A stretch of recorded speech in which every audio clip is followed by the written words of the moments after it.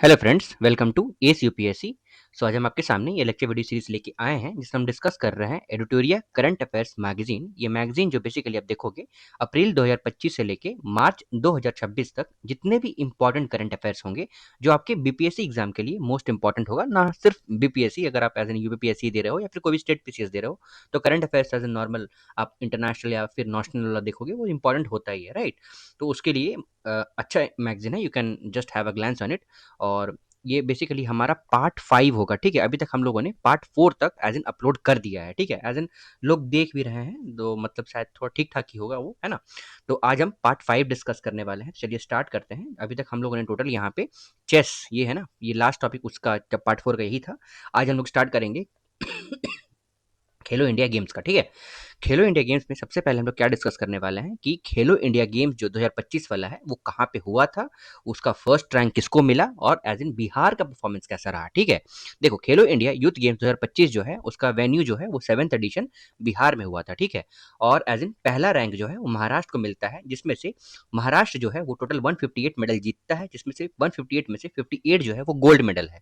उसके बाद बिहार का परफॉर्मेंस आप देखोगे तो एज इन बिहार का एज इन रैंक जो है वो 15th रहा है, जिसमें से टोटल मेडल बिहार ने जीता है 36, जिसमें से 7 गोल्ड है, 11 सिल्वर है, 18 ब्रॉन्ज है और एज इन 18 ब्रॉन्ज मेडल्स हैं, ठीक है। उसके बाद खेलो इंडिया पैरा गेम्स देखेंगे। देखो, हम लोगों ने एज इन यूथ गेम्स देख लिया, अब पैरा गेम्स देखेंगे। 2025 में बिहार का रैंक अगर आप देखोगे तो 14th रहा है, वहीं पे यूथ गेम्स में बिहार का रैंक 15th रहा था। तो एज इन पैरा गेम्स में बिहार का रैंक 14th रहा, जिसमें से 10 मेडल जो है बिहार जीतता है। 10 मेडल में से 3 गोल्ड है, 3 सिल्वर है और 4 ब्रॉन्ज मेडल हैं। एज इन टॉप पोजीशन पे हरियाणा है जो टोटल 1/4 मेडल जीतता है, जिसमें से 34 मेडल जो है वो गोल्ड है। और न्यू दिल्ली में ये Khelo India para games as in ये हुआ था, 5th एडिशन इसका ये न्यू दिल्ली में हुआ था। खेलो इंडिया विंटर गेम्स 2026 अब देखोगे तो ये लेह और गुलमर्ग में हुआ था, ये 6th एडिशन था ये, है ना। उसके बाद खेलो इंडिया बीच गेम जो 2026 का है ये एज इन दीव गोगला बीच में हुआ था, ये 2nd एडिशन था। कर्नाटका एज इन टॉप करता है with 14 medals including 3 gold medal, है ना। अब अदर फैक्ट देखते हैं खेलो इंडिया गेम से। तो खेलो इंडिया ट्राइबल गेम 2026 जो है वो इनॉग्रेट किया गया है रायपुर, सुरगुजा में और बस्तर डिस्ट्रिक्ट में छत्तीसगढ़ का। ये बेसिकली देखोगे by union sports minister Mansukh Mandaviya और चीफ मिनिस्टर विष्णुदेव साई के द्वारा ये खेलो इंडिया ट्राइबल गेम्स 2026 का इनॉग्रेशन किया गया था, ये तीनों डिस्ट्रिक्ट्स में, ठीक है। इसको ऑब्जेक्टिव अब देखोगे तो आइडेंटिफाई करना है स्पोर्ट्स के टैलेंट को, मतलब स्पोर्टिंग टैलेंट को with in the ethnic community. Ethnic community मतलब ट्राइबल कम्युनिटी में देख रहे हैं कि कितना स्पोर्ट्स एज इन वहाँ पे पेनिट्रेट किया है, ठीक है। Strives to integrate them into the national mainstream. वहीं पे मैस्कॉट जो है वो क्या था, मोरवीर था। क्या था मैस्कॉट? मोरवीर था। ट्राइबल खेलो इंडिया ट्राइबल गेम्स का मैस्कॉट जो है मोरवीर था। उसके बाद इवेंट जो है इंक्लूड करता है 2 demonstration sports, that is Mallakhamb और कबड्डी। और 7 मेडल जो था मतलब and 7 medal sports such as athletics, football, hockey, ये सब भी इंक्लूडेड था। 7th एडिशन आप देखोगे खेलो इंडिया यूथ गेम्स का जो 2025 में हुआ था वो ऑर्गेनाइज किया गया था 4th मई से लेके 4th मई से 15 मई तक 2025 में इन 5 सिटीज ऑफ बिहार। ये वाला हम लोग बोल रहे थे, ठीक है। खेलो इंडिया यूथ गेम्स 2025 वाला जो बिहार में हुआ था, ठीक है। तो इसका टाइम पीरियड क्या था, 4th मई से लेके 15th मई तक। 5 सिटी में कौन सा अब सिटी प्लीज याद रखोगे, ठीक है। पटना, राजगीर, गया जी, बेगूसराय और भागलपुर में। और साथ ही साथ एज वेल एज दिल्ली में कुछ एज इन इवेंट जो है वो दिल्ली में भी हुआ था। ये इनॉग्रेट किया गया था प्राइम मिनिस्टर नरेंद्र मोदी जी के द्वारा वर्चुअली। और टैगलाइन इसका क्या था, खेल के रंग बिहार के संग। जिसमें से 828 गेम जो थे वो ऑर्गेनाइज करे गए थे, इन विच सेपक टकराव एंड ई स्पोर्ट्स जो है वो इंक्लूड किया गया था फर्स्ट टाइम, ठीक है। ये आप बिल्कुल याद रखोगे, ठीक है। सेपक टकराव टकराव और ई स्पोर्ट्स। उसके बाद मैस्कॉट आप देखोगे तो गज सिम्हा था, जो बेसिकली इंस्पायर किया गया था बाय पाला period sculpture of Nalanda and बोध गया। At the end of this event देखोगे बिहार का रैंक जो है वो 15 था और टोटल मेडल कितने थे, 36 मेडल था, 7 गोल्ड, 11 सिल्वर और 18 ब्रॉन्ज मेडल था, ठीक है। उसके बाद इंडिया का पहला खेलो इंडिया वाटर स्पोर्ट्स फेस्टिवल जो है वो भी हुआ था दल लेक में इन श्रीनगर इन अगस्त 2025। पहला एडिशन देखोगे खेलो इंडिया यूनिवर्सिटी गेम्स का वो जयपुर में जो कि राजस्थान में है, वो नवंबर 2025 में हुआ था। अब थोड़ा एज इन कुछ खिलाड़ी के बारे में देख लेते हैं। तो नीरज चोपड़ा 2025 में देखोगे तो नीरज चोपड़ा जो है पहले विनिंग थ्रो जो है नीरज चोपड़ा ने अपना 86.18 मीटर डाला था with India first international athletes competition. Neeraj Chopra classic held in Bengaluru on the name of Neeraj Chopra. ठीक है, आई होप दैट आपको समझ में नहीं आया होगा, फिर से देखते हैं। देखो, नीरज चोपड़ा ने अपना विनिंग थ्रो जो है ना, वो 86.18 मीटर जो है, वो इंडिया का पहला इंटरनेशनल एथलेटिक कंपटीशन में नीरज चोपड़ा ने मतलब जो बेंगलुरु में हुआ था, इंडिया का पहला इंटरनेशनल एथलेटिक कंपटीशन जो बेंगलुरु में हुआ था on the name of Neeraj Chopra, वहां पे अपना फर्स्ट विनिंग थ्रो जो है वो 86.18 मीटर का डाला था। इंडिया के जैवलिन थ्रोवर नीरज चोपड़ा जो है वो as in Ostrava golden spike javelin 2025 title जो जीतते हैं, जो उन्होंने अपना थ्रो जो है 85.29 metres during the competition held in चेक रिपब्लिक इन जून 2024 इन्होंने फेंका था। देखो, इंडिया के जैवलिन थ्रोवर नीरज चोपड़ा जो है वो क्या जीतते हैं, ऑस्ट्रावा गोल्डन स्पाइक जैवलिन 2025। ठीक है, ये जीतते हैं। ये कैसे जीतते हैं ये टाइटल, ये इन्होंने 85.29 मीटर का जैवलिन थ्रो किया ड्यूरिंग द कंपटीशन। कौन सा कंपटीशन, ये कंपटीशन जो है वो चेक रिपब्लिक में जून 2024 में ये हुआ था। ठीक है, उसके बाद आगे आगे हम देखते हैं यहाँ पे इंडिया के जैवलिन थ्रोवर नीरज चोपड़ा जो है वो as in Paris Diamond League, कौन सा, पेरिस डायमंड लीग 2025 जीतते हैं with a throw of 88.16 metre. वहीं नीरज चोपड़ा जो है, ये ओवर हियर नीरज चोपड़ा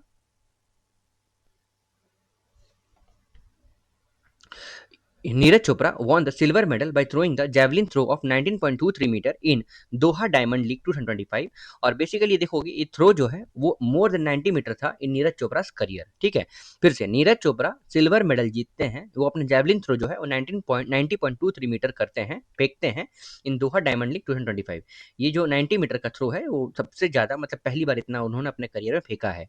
वहीं जूलियन वेबर जो जर्मनी के रहने वाले हैं, उन्होंने गोल्ड मेडल जीता है और उन्होंने जैवलिन थ्रो किया है 91.06 metre in Doha Diamond League 2025, है ना। Prestigious American magazine track and field news ने नीरज चोपड़ा के नाम पे बेस्ट जैवलिन थ्रोवर ऑफ 2024 मतलब एज इन दर्शाया है, शो किया है। ठीक है, उसके बाद Olympic gold medallist Neeraj Chopra जो है वो as in conferred with an honorary rank of lieutenant colonel in the army. उसके बाद अदर स्पोर्ट्स में आप देखोगे तो 68 नेशनल शूटिंग चैंपियनशिप जो है, मतलब अदर स्पोर्ट्स जो ऐसे हमारा जैवलिन थ्रो तो हो गया, अब शूटिंग में थोड़ा देख लेते हैं। तो देखो, 68 नेशनल शूटिंग चैंपियनशिप जो है वो न्यू दिल्ली और भोपाल में हुआ था। हरियाणा ने टॉप स्पॉट होल्ड किया है, सबसे टॉप रैंक होल्ड किया है, वाइल महाराष्ट्र जो है वो सेकंड थे। 44 junior national kho kho championship जो कर्नाटका में हुआ था वो क्लेम करते हैं title in the boys category, लेकिन महाराष्ट्र जो है वो एज इन गर्ल्स कैटेगरी में वो होल्ड करते हैं रैंक, टॉप रैंक। ठीक है, फिर से 44th junior national kho kho championship जो कर्नाटका एज इन पहला रैंक बॉयज में होल्ड करता है और महाराष्ट्र जो है वो एज इन गर्ल्स में पहला रैंक होल्ड करता है। 58 senior national kho kho championship जो तेलंगाना में हुआ था, रेलवे जो है वो एज इन विनर अचीवमेंट लेता है इन मेंस कैटेगरी में और महाराष्ट्र जो है वो वुमेन कैटेगरी में as in top rank achieve करता है। 46th national master athletics championship जो है वो ऑर्गेनाइज किया गया था तिरुवनंतपुरम में। उसके बाद इन इंडिविजुअल कंपटीशन देखोगे ना, ये 46th नेशनल मास्टर एथलेटिक्स का चैंपियनशिप में, तो अंजू कुमारी जो बिहार की रहने वाली है, इंपॉर्टेंट है ना, अंजू कुमारी जो बिहार की रहने वाली है, एक बेसिकली भोजपुर डिस्ट्रिक्ट की, वो 4 गोल्ड मेडल जीतती है 46 नेशनल मास्टर एथलेटिक चैंपियनशिप में। फर्स्ट नेशनल एथलेटिक फोरम जो है वो ऑर्गेनाइज किया गया था by Indian Olympic association in Ahmedabad. 2026 में देखोगे तो Asian indoor indoor athletics championship जो है वो एज इन तियानजियन में हुआ था, चाइना में, और इंडिया जो है वो 6th पोजीशन होल्ड करता है, जिसमें से वो 5 मेडल जीतता है। वहीं हरियाणा जो है वो as in 72nd women premier national kabaddi tournament 2026 वो जीतता है, जिसमें से इंडियन रेलवे जो है फिनिश करते हैं रनर अप में। जैसे कि हरियाणा जीत जाता है तो सेकंड पोजीशन में एज इन हरियाणा रहता है। उसके बाद हिमाचल प्रदेश जो है वो थर्ड प्लेस में रहता है। इवेंट जो है बेसिकली हेल्ड हुआ था बाल योगी स्टेडियम तेलंगाना जो कि हैदराबाद में है। वहीं पे international military adventure challenge cup 2024 के बारे में देखेंगे तो वो ये हेल्ड हुआ था इंडियन आर्मी के द्वारा in the foot hills of eastern Himalaya, और डेट इसका था 18 फरवरी से लेकर 23 फरवरी तक। कौन सा, international military adventure challenge club 2026। उसके बाद इंडिया का आप देखोगे वो as in top spot secure करता है at an Asian rifle pistol championship 2026 with an total of 94 medal, 51 gold, 23 silver और 20 ब्रॉन्ज मेडल। ये बेसिकली ऑर्गेनाइज किया गया था न्यू दिल्ली में। 25 विनर ओलंपिक्स जो है 25th विंटर ओलंपिक जो है वो एज इन मिलन और कॉटनिया डी एम्ब्रोस जो कि इटली में स्थित है वहां पे हुआ था, और इसका डेट जो है वो 6 फरवरी से 22 फरवरी तक हुआ था। वहीं पे अभिनव बिंद्रा जो है वो एज ए सेलेक्ट हुए हैं एज अ टॉर्च बियरर, ठीक है, for then Milano Cortina 2026 winter Olympics के लिए। उसके बाद दिल्ली गवर्नमेंट ने अपॉइंट किया है शिखर धवन को as a brand ambassador of Delhi sports Mahakumbh के लिए, ठीक है। शिखर धवन को एज वो क्या किए हैं, ब्रांड एम्बेसडर के नाम से मतलब चुने हैं उनको। उसके बाद रिसेंटली देखोगे Raksha Nikhil Khadse union minister of states for youth affairs और स्पोर्ट्स ने अनाउंस किया है कि एक स्पेशल एडिशन ऑफ अस्मिता मतलब achieving sports milestone by inspiring women through action athletic league जो है वो इंडिया में होगा, अक्रॉस इंडिया होगा, ठीक है, अस्मिता। उसके बाद रोहित मजगुल एक 21 वर्षीय old judoka from जम्बूर village in Gujarat Gir Somnath district, वो एज ए पहले एथलीट बनते हैं फ्रॉम द सिद्धि कम्युनिटी जो सेलेक्ट हुए हैं for Commonwealth and Asian games के लिए, ठीक है, इंपॉर्टेंट है। रोहित मजगुल जो है जो कि 21 वर्ष के हैं, वो judoka from Jambur village in Gujarat Gir Somnath district जो है वो पहले एज इन फर्स्ट एथलीट बनते हैं फ्रॉम सिद्धि कम्युनिटी जो सेलेक्ट हुए हैं कॉमनवेल्थ एशियन गेम्स के लिए।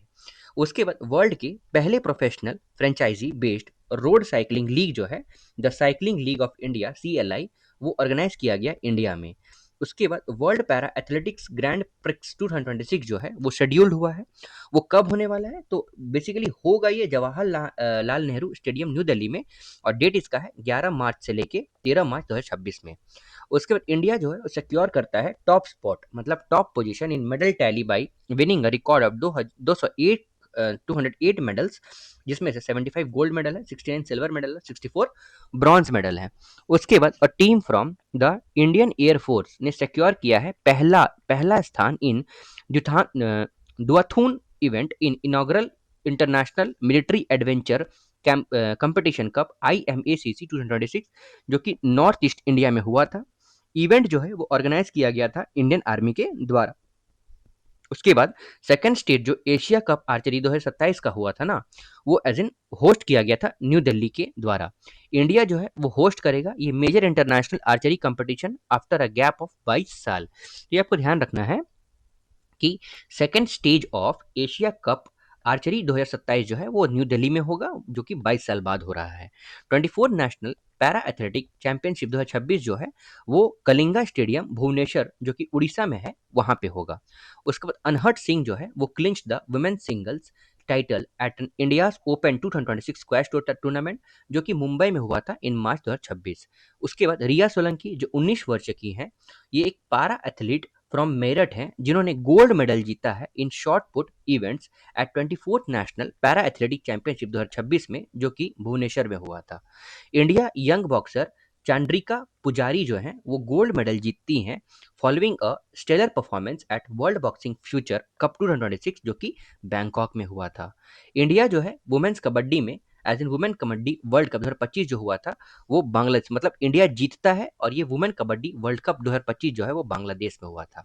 वहीं स्क्वैश वर्ल्ड कप 2025 जो है वो एज इन चेन्नई में हुआ था फ्रॉम दिसंबर 9 टू दिसंबर 14 2025, और इंडियन स्क्वैश टीम ने हांगकांग को हराकर जीता अपना पहला स्क्वॉश वर्ल्ड कप टाइटल। देखो बहुत सारा वर्ल्ड कप होता है, बहुत सारा जीतते हैं, लेकिन सिर्फ नाम आप देखते होगे क्रिकेट का हो रहा है। तो देखो एज ए नॉर्मल पब्लिक के लिए I can understand that it's a good thing, but for students mainly the educated persons आपको सारे खेल का लगभग कुछ ना कुछ पता होना चाहिए, राइट।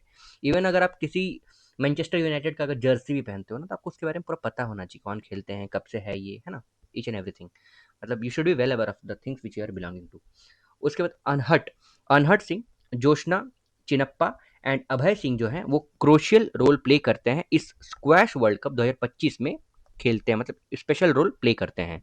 इंडिया MOU साइन करता है इटली के साथ for the cooperation in sports. India पहला स्थान अचीव करता है in South Asian senior athletic championship 2025 जो टोटल मेडल जो है 58 है, जिसमें से 20 गोल्ड है, 20 सिल्वर, 18 ब्रॉन्ज मेडल है। इंडिया डिलीवर करता है एक spectacular performance at Asian youth games 2025 in Manama, Bahrain जो एज इन देखोगे total 48 medal including 13 gold, 18 silver, 17 bronze medal जो है वो जीतते हैं। ये बेसिकली इंडिया का बेस्ट रिकॉर्ड था जो ब्रेक करता है performance of the date to the date. India जो है, इंडियन गोल्फर दीक्षा डागर जो है वो गोल्ड मेडल जीतती है एट डेफी ओलंपिक्स में। वहीं पे गगनजीत भुल्लर जो हैं वो Indian gold premier league 2025 title जीतते हैं। उसका कुराकाओ जो उन्होंने एक हिस्ट्री बनाया, जैसे कि वो स्मॉलेस्ट कंट्री बनता है by population to qualify FIFA world cup. कौन सा? कुराकाओ। इंपॉर्टेंट है, कौन से कॉन्टिनेंट में है ये आपको ध्यान रखना होगा, राइट। उसके बाद आगे हम लोग देखते हैं, अभिनव देशवाल जो है वो गोल्ड मेडल जीतते हैं कहाँ पे? For Indian for India in shooting at deaf Olympics held in Tokyo. ठीक है, तो आपको ये पता चलेगा डेफे ओलंपिक्स कहाँ हुआ है, ये टोक्यो में हुआ है। फिर दिबांग दिल्ली जो है वो as in pro kabaddi league में जो 2025 टाइटल है वो जीतता है, डिफीट करता है पुनेरी पठान को वो 30-28 इन फाइनल मैचेस में। रोहतास रोहतास चौधरी जो है एक fit India ambassador and known as push up man of India, इनको रोहतास चौधरी को ये गिनीज वर्ल्ड रिकॉर्ड सेटअप करते हैं। ये बेसिकली आप देखोगे 847 पुशअप्स जो है 1 घंटे में विथ 60 पाउंड वेट ये करते हैं। ठीक है, बहुत बहुत टफ है, 10 कर लो वही बहुत है आपके लिए, है ना। ठीक है, रोहतास चौधरी आपको नाम याद रखना है। Trophy for the FIDE chess world cup 2025 जो है वो हेल्ड होगा Panaji Goa and has been named the Viswanathan Anand cup. ठीक है, किसके लिए? फील्ड चेस वर्ल्ड कप 2025, उसका नाम विश्वनाथन आनंद कप होगा। इंडिया जो है वो सेंड करेगा, भेजेगा अपना पहला national team to pickleball world cup जो बेसिकली फ्लोरिडा यूएसए में होगा। ठीक है, कहाँ क्या है ये? Team to pickleball. उसके बाद मनसुख मांडविया जो है उन्होंने लॉन्च किया है जलवीर, ये मैस्कॉट है और लोगो है 11th एशियन एक्वाटिक चैंपियनशिप 2025 के लिए जो अहमदाबाद में होगा। अमित शाह इनॉग्रेट करते हैं इंडिया का लार्जेस्ट स्पोर्ट्स कॉम्प्लेक्स, कहाँ पे? नरनपुरा अहमदाबाद में। ये बेसिकली नेम्ड है वीर सावरकर स्पोर्ट्स कॉम्प्लेक्स, इनके नाम से है। बीसीसीआई अनाउंस करता है अपोलो टायर जो है वो न्यू प्रिंसिपल स्पॉन्सर है टीम इंडिया का। कौन? Apollo tyre. उसके बाद मरियम फतिमा जो है वो पहले विमेन बनती हैं फाइड मास्टर की फ्रॉम बिहार। कौन? मरियम फतिमा, वेरी इंपॉर्टेंट, बिहार का कोई भी न्यूज आपको ध्यान रखना होगा, ठीक है। उसके बाद आनंद कुमार वेल कुमार जो गोल्ड मेडल जीतते हैं in 42 kilometre marathon at world speed skating championship जो चाइना में हुआ था। पहला first ever archery premier league जो 2025 में न्यू दिल्ली में हुआ है। क्या? Archery premier league. फिर ज्योति सुरेखा वेनम जो ब्रॉन्ज मेडल जीतती है आर्चरी वर्ल्ड कप फाइनल 2025 में इन नंजिंग चाइना में, वो एज इन पहली इंडियन वुमेन बनती है जो compounded archer to win medal at this tournament. Madhav Gopal Kamat जो हैं वो पहले इंडियन हैं जो वर्ल्ड यूथ स्क्रेबल चैंपियनशिप जीतते हैं। India 2 gold medal 2 silver medal और 50 मतलब 2 गोल्ड मेडल 2 सिल्वर मेडल जीतता है eight 57th international chemistry olympiad जो कि दुबई में हुआ था।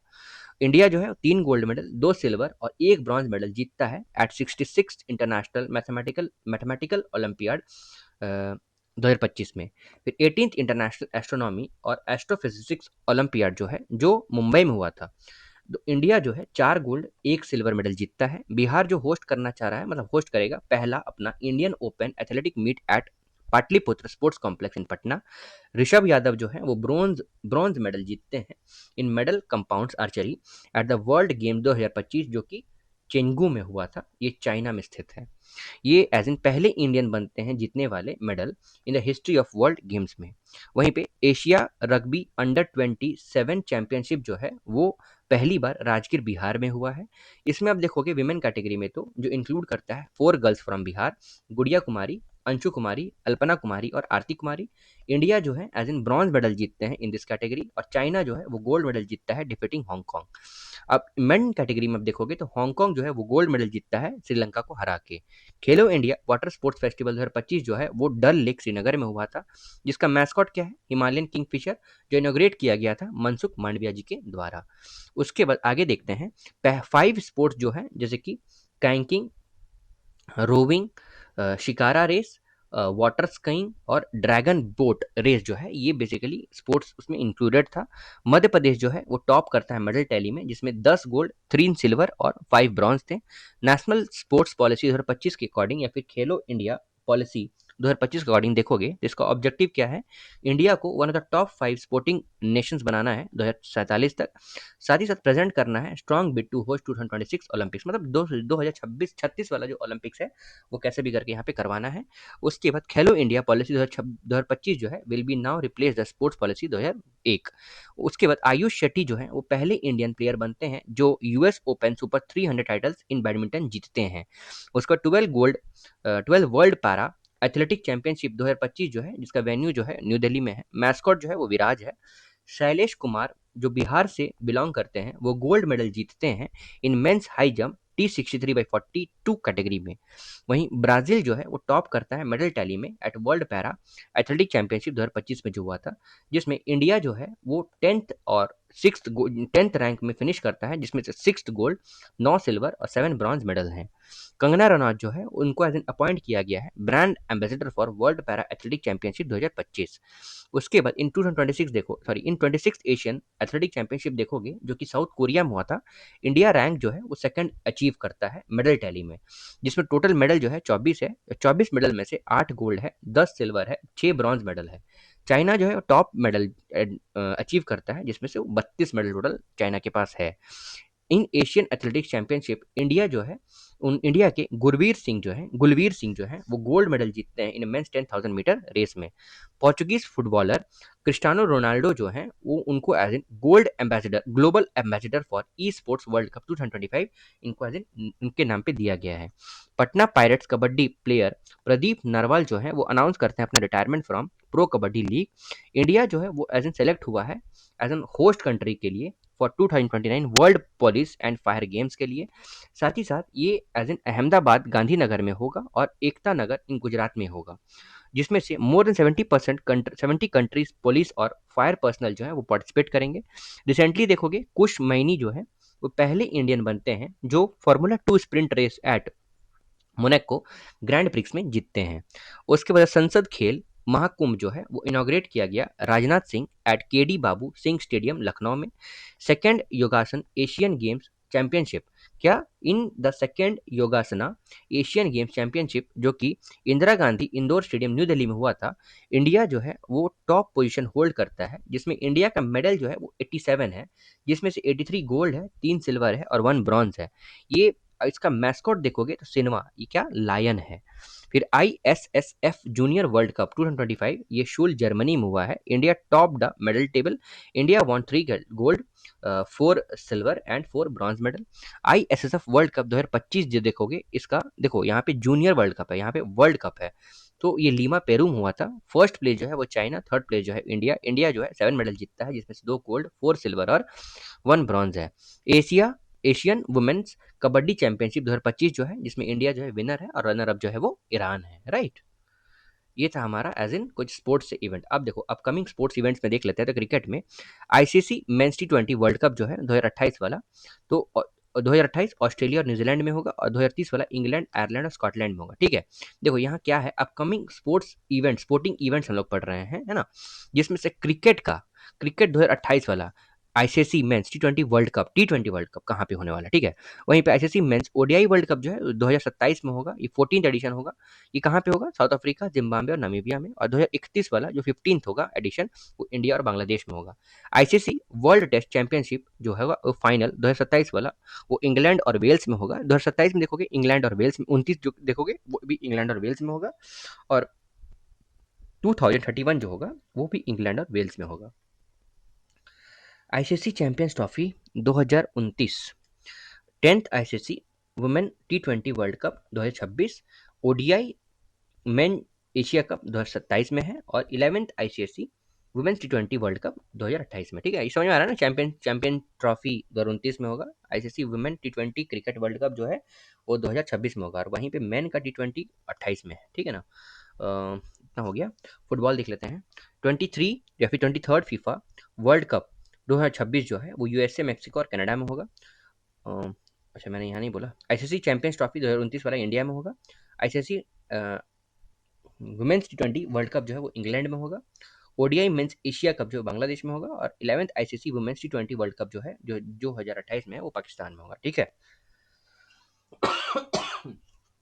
उसके बाद फुटबॉल देख लेते हैं। 23rd फीफा वर्ल्ड कप 2026 जो है वो यूएसए, मेक्सिको, कनाडा में है। 24th FIFA football world cup 2030 वाला जो स्पेन, पोर्चुगल, मोरक्को, अर्जेंटीना, प्रेग और उरुग्वे में है। उसके बाद 25th फीफा वर्ल्ड कप 2034 जो है वो सऊदी अरेबिया में है। फीफा वुमेन वर्ल्ड कप 2027 जो है वो ब्राजील में है। फीफा वुमेन वर्ल्ड कप 2031 वो अमेरिका में है। और FIFA women world cup 2035 UK Britain में है। और एएफसी वुमेन एशिया कप 2029 जो है वो उज्बेकिस्तान में है। कॉमनवेल्थ गेम्स अब देखोगे, जो 23rd कॉमनवेल्थ गेम 2026 जो है वो स्कॉटलैंड में होगा। ये basically suppose to be held in Australia but refuse to host it. 24th Commonwealth game 2030 जो है वो एज इन अहमदाबाद इंडिया में होगा। कॉमनवेल्थ गेम्स है ना 2030 वाला। कॉमनवेल्थ यूथ गेम 2027 जो है वो माल्टा और गोजो आइलैंड में होगा, है ना। उसके बाद आगे देखते हैं। ओलंपिक्स में देखोगे 34th और summer Olympics games 2028 Los Angeles USA में होगा। 35th समर ओलंपिक्स गेम्स 2032 ये ब्रिस्बेन ऑस्ट्रेलिया में होगा। 25th विंटर ओलंपिक्स 2026 ये मिलान एंड कॉर्टिना इटली में होगा। 26 विंटर ओलंपिक्स 2030 ये फ्रांस में होगा। 27 विंटर ओलंपिक्स गेम्स 2034 ये सॉल्ट लेक सिटी यूएसए में होगा। और 4th summer youth Olympics games 2026 जो है वो डाकर सेनेगल में होगा। एशियन गेम्स में देखोगे तो 20th Asian games Nagoya Japan में, 21st Asian games Doha Qatar में और 22nd Asian games Riyadh Saudi Arabia में। वहीं हॉकी अब देखोगे तो 16th men's hockey world cup 2026 वो बेल्जियम और नीदरलैंड में होगा। और विमेंस हॉकी वर्ल्ड कप 2026 जो है वो बेल्जियम और नीदरलैंड में ही होगा। मतलब हॉकी का जो है वो नीदरलैंड में ही होगा और इंडिया का एज एन अच्छा मेडल रहेगा, जो अब देखना है ना। उसके बाद मिसलेनियस में देखोगे तो कॉमनवेल्थ यूथ गेम 2027 जो है वो होस्ट करेगा 8th एडिशन माल्टा। फिर world badminton championship 2026 new Delhi India में होगा। 39 नेशनल गेम्स 2027 मेघालय में होगा। वर्ल्ड वेट लिफ्टिंग चैंपियनशिप 2026 जो है वो चाइना में होगा। आईएसएसएफ वर्ल्ड कप 2027 ये इंडिया में होगा। आईएसएसएफ जूनियर वर्ल्ड कप 2028 ये इंडिया में होगा। First Commonwealth kho kho championship 2026 ये इंडिया में होगा। वर्ल्ड इंडोर एथलेटिक्स चैंपियनशिप 2028 ये भुवनेश्वर उड़ीसा में होगा। ठीक है, अब हम नेक्स्ट देखेंगे स्पेस टेक्नोलॉजी। हम लोग टॉपिक नंबर 35 डिस्कस कर रहे हैं। ठीक है, टॉपिक नंबर 35 स्पेस टेक्नोलॉजी। चलिए स्टार्ट करते हैं। सबसे पहले हम लोग देखेंगे इसमें गगनयान मिशन। देखो रिसेंटली अब देखोगे प्राइम मिनिस्टर ने अनाउंस किया है कि वो 4 एस्ट्रोनॉट को, जो कि बेसिकली इंडिया से वो रहेंगे, एक क्रूड स्पेस मिशन में भेजेंगे। इसका नाम रहेगा गगनयान। सिलेक्टेड एस्ट्रोनॉट जो है बेसिकली प्रशांत बालकृष्णन नायर, अंगद प्रताप, अजीत कृष्णन एंड शुभांशु शुक्ला हैं। All of them are rank of wing commander और group captain in Indian air force. ठीक है, कौन है वो? एज इन विंग कमांडर है या फिर ग्रुप कैप्टन है इंडियन एयरफोर्स में। गगनयान मिशन के बारे में देखोगे तो मिशन जो है बेसिकली कंप्राइज करता है both manned and unmanned mission. Gaganyaan programme जो है वो इन्विसाज करता है, मतलब दिखाता है कि वो डिमॉन्स्ट्रेशन करता है कि human space flight in low earth orbit basically वो किया जाएगा। मतलब गगनयान प्रोग्राम जो है वो बेस्ड है कहाँ पे कि लो अर्थ ऑर्बिट में हम लोग ह्यूमन स्पेस फ्लाइट को भेजेंगे in short term and will lay the foundation of sustained Indian human space exploration programme in long term. मतलब यहाँ पे आप देखोगे कि इंडियन ह्यूमन को एज एन स्पेस एक्सप्लोरेशन के लिए भेजा जाएगा ताकि वो आगे लॉन्ग टर्म में वो हमें बेनिफिट दे पाए। टोटल कॉस्ट आप देखोगे गगनयान प्रोग्राम का तो अप्रॉक्सीमेटली 9023 करोड़ है। पहला अनमैन्ड गगनयान 1 मिशन जो है वो टेस्ट फ्लाइट जो चेक करेगा technology readiness for final missions के लिए, वो शेड्यूल्ड है कब? वो लॉन्च हो गया था हमारे 2024 में। इसरो जो है जो LVM-3 रॉकेट जो है, मतलब इसरो यूज करेगा LVM-3 rocket for all the Gaganyaan mission. और द मिशन जो है इसका एम अब देखोगे तो एक्सेस करना है टेक्नोलॉजी रेडीनेस का ऑफ स्पेसशिप। साथ ही साथ फीचर करेगा एक crew module without environmental control and support system से। वहीं चंद्रयान 3 के बारे में देखेंगे तो चंद्रयान 3 जो है एक एम्बिशियस लूनर मिशन है ऑफ इंडिया, जिसका ऑब्जेक्टिव अब देखोगे तो कंडक्ट करेगा scientific experiments on chemical and natural elements में।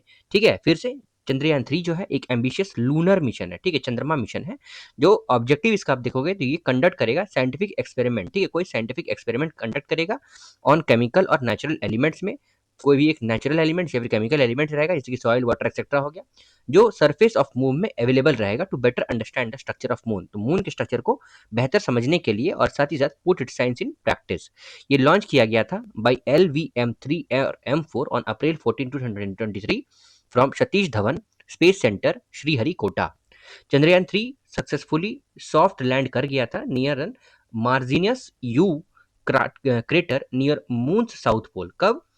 6:04 शाम को। ठीक है, नाम क्या था? कहाँ पे ये लैंड किया था? तो सॉफ्ट लैंडिंग हुआ था as in Manzinus U crater near moon south pole at 6:04 PM on August 23 two 23 after the journey of 40 days. Somnath ISRO के चेयरमैन जो हैं और पी वेरा नुथवेल चंद्रयान 3 के प्रोजेक्ट डायरेक्टर जो थे और मोहन कुमार मिशन डायरेक्टर, उन्होंने इंपॉर्टेंट रोल प्ले किया था in successful completion of Chandrayaan 3।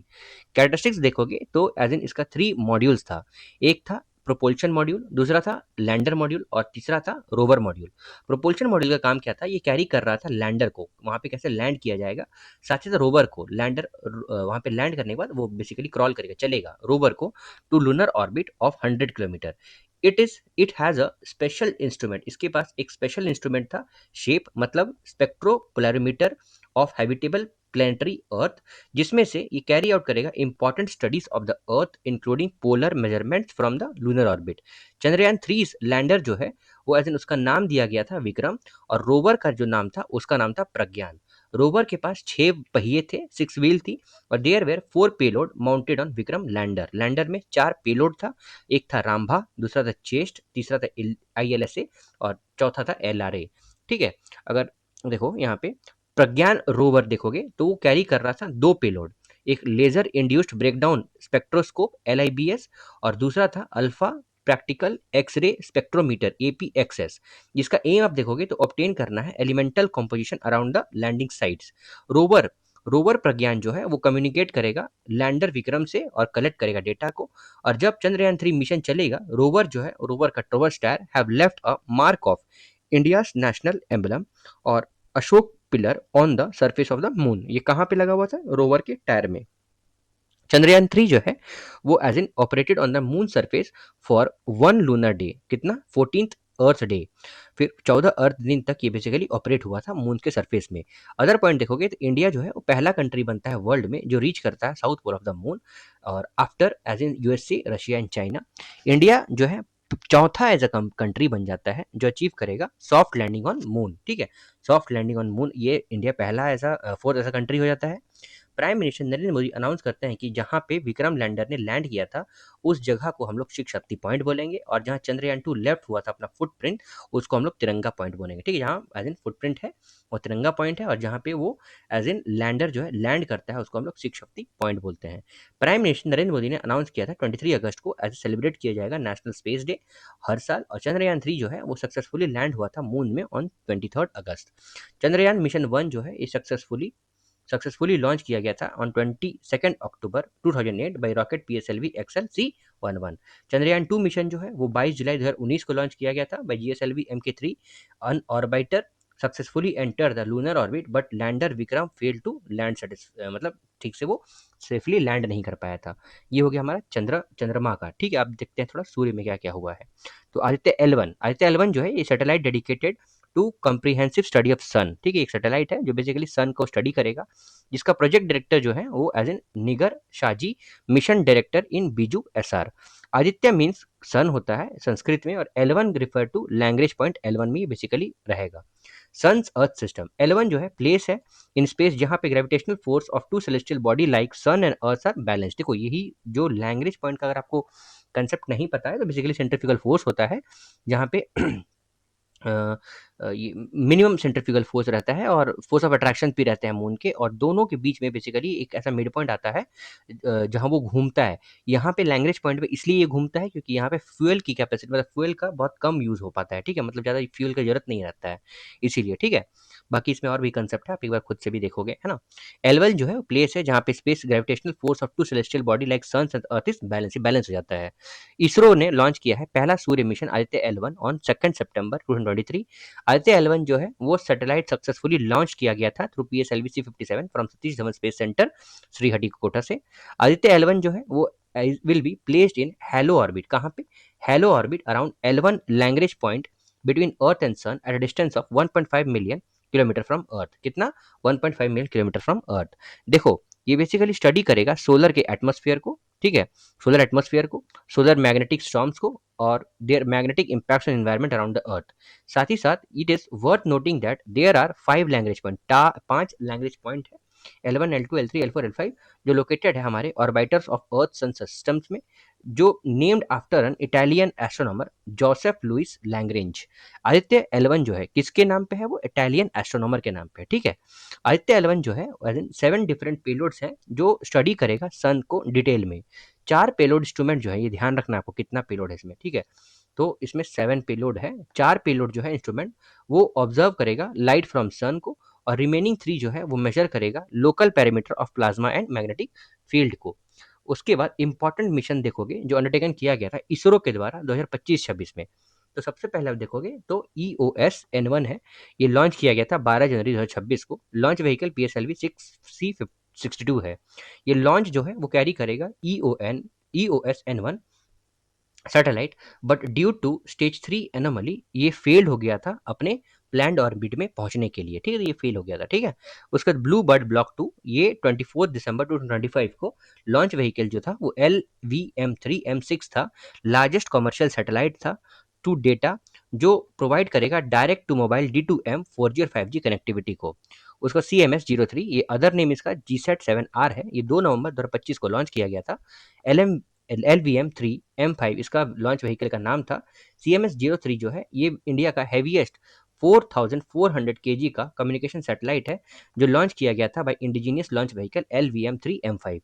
Nisar जो है वो 30 जुलाई 25 को, ठीक है, 30 जुलाई 2025 को लॉन्च किया गया था। यहाँ 2 भी होगा, है ना। GSLV F-16 के द्वारा लॉन्च व्हीकल से लॉन्च किया गया था। NASA ISRO synthetic aperture radar, ये जॉइंट प्रोजेक्ट है बिटवीन नासा एंड इसरो। उसके बाद एक्सियम 4 ये 25 जून 2025 को लॉन्च किया गया था फाल्कन 9 के द्वारा।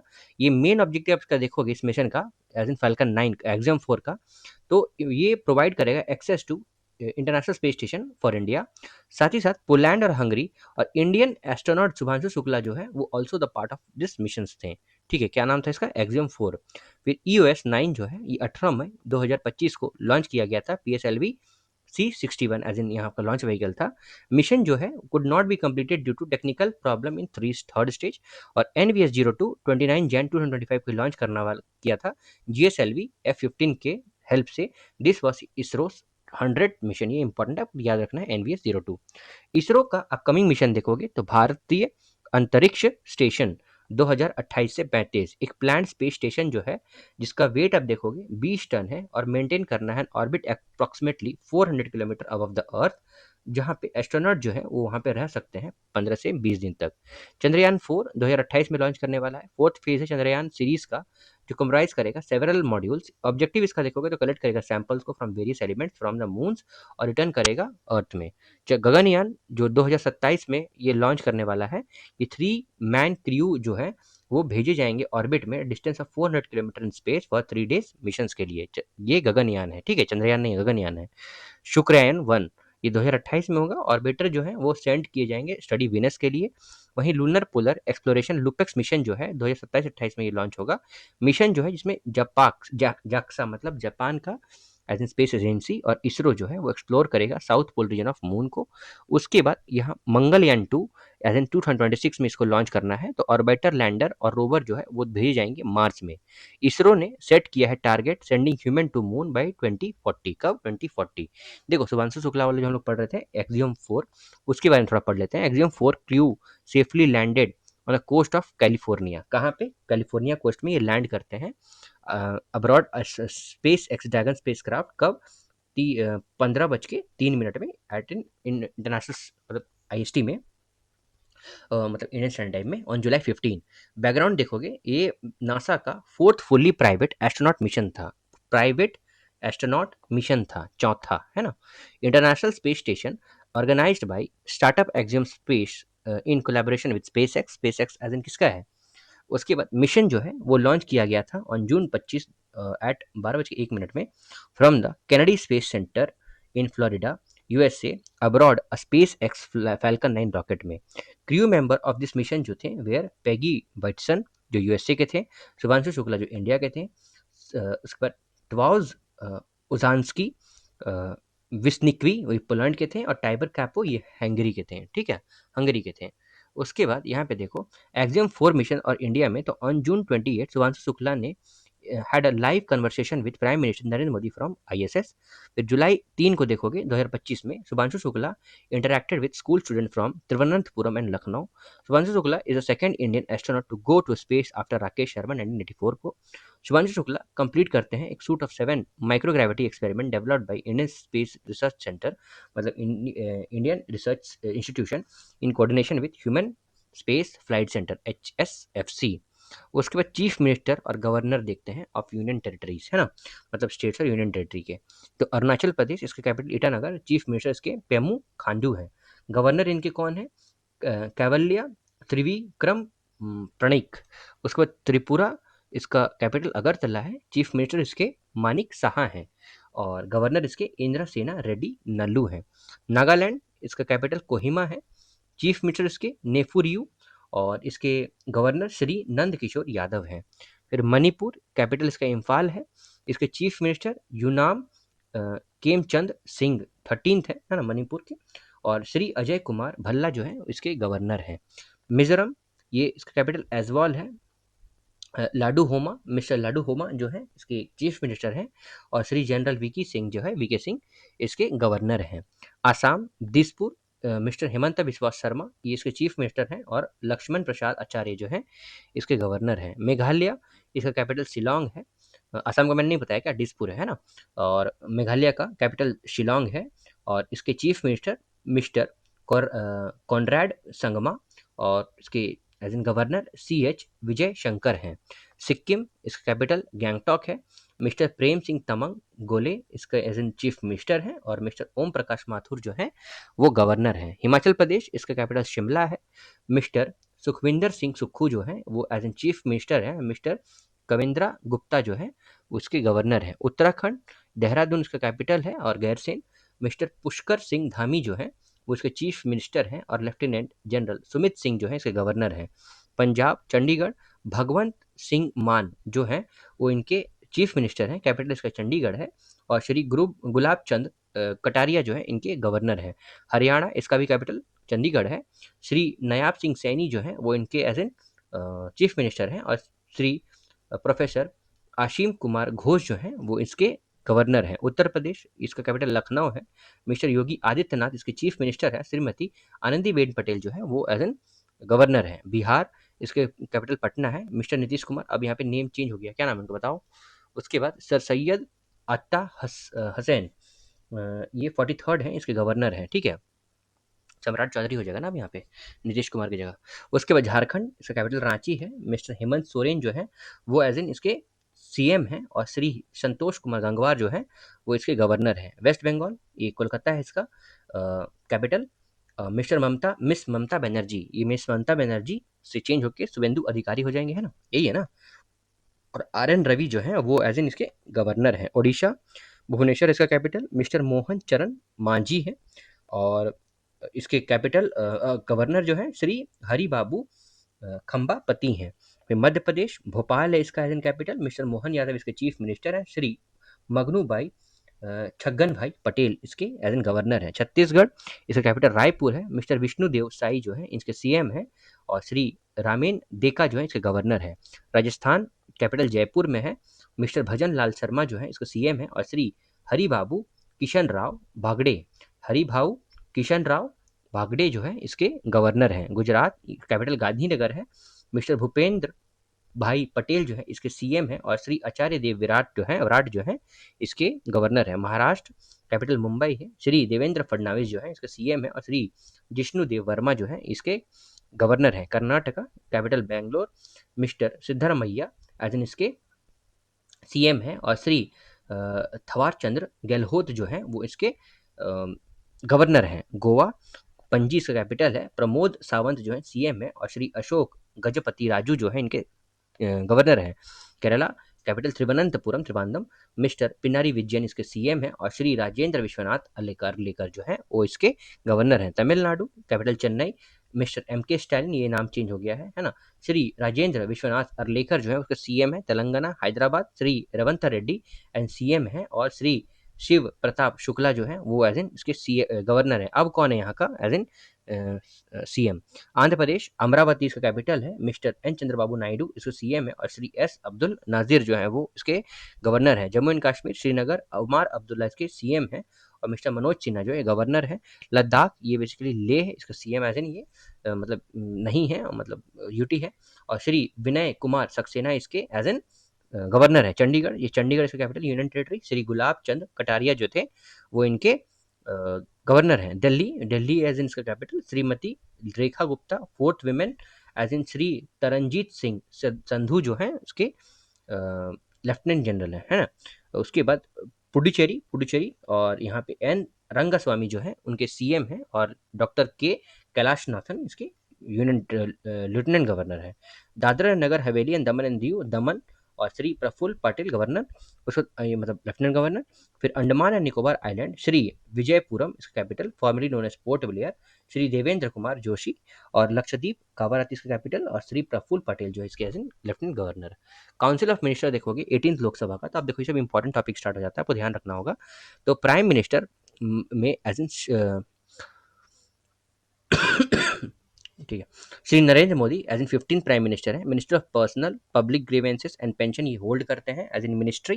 डिपार्टमेंट ऑफ एटॉमिक एनर्जी भी यही होल्ड करते हैं। डिपार्टमेंट ऑफ स्पेस टेक्नोलॉजी या फिर डिपार्टमेंट ऑफ स्पेस जो है ये नरेंद्र मोदी ही होल्ड करते हैं। फिर कैबिनेट मिनिस्टर्स में आप देखोगे श्री राजनाथ सिंह जो है वो as in minister of defence है। श्री नितिन जयराम गडकरी जो है वो मिनिस्ट्री ऑफ रोड ट्रांसपोर्ट और हाईवे एज इन होल्ड करते हैं।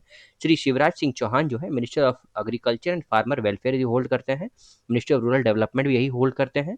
उसके बाद सुब्रमण्यम जयशंकर जो है S Jaishankar ministry of external affairs ही होल्ड करते हैं ministry. Shri H D Kumaraswamy ministry of heavy industries and public enterprises और ministry of steel. Shri Dharmendra Pradhan जो है ministry of education. Shri Rajiv Ranjan Singh alias Lalan Singh जो है ministry of panchayat Raj, ministry of fisheries animal husbandry and dairy ये hold करते हैं। वीरेंद्र कुमार जो है minister of social justice and empowerment. Shri Pralhad Joshi जो है ministry of consumer affairs foods and public distribution ये होल्ड करते हैं और ministry of new and renewable energy को भी। श्री गिरिराज सिंह जो है ministry of textile. Shri Jyotiraj M Scindia जो है ministry of communication, ministry of development of north eastern region. फिर श्री गजेंद्र सिंह शेखावत जो है ministry of culture, ministry of tourism. और श्री किरण रिजिजू जो है मिनिस्ट्री ऑफ पार्लियामेंट्री अफेयर्स और मिनिस्ट्री ऑफ मॉनेटरी अफेयर्स जो है किरण रिजिजू होल्ड करते हैं। उसके बाद श्री मनसुख लाल मांडविया जो है ministry of labour and empowerment, फिर ministry of youth affairs and sports. और चिराग पासवान जो है ministry of food processing industries. Shri Amit Shah जो है होम अफेयर्स और मिनिस्ट्री ऑफ कोऑपरेशन। और जगत प्रकाश नड्डा जेपी नड्डा जो है ना वो ministry of health and family welfare और ministry of chemical and fertiliser. वहीं पे श्रीमती निर्मला सीतारमन जो है मिनिस्ट्री ऑफ फाइनेंस और ministry of corporate affairs. Shri Manohar Lal ministry of housing and urban affairs और ministry of power. Shri Piyush Goyal ministry of commerce and industries. Shri Jitan Ram Manjhi ministry of micro small and medium enterprises.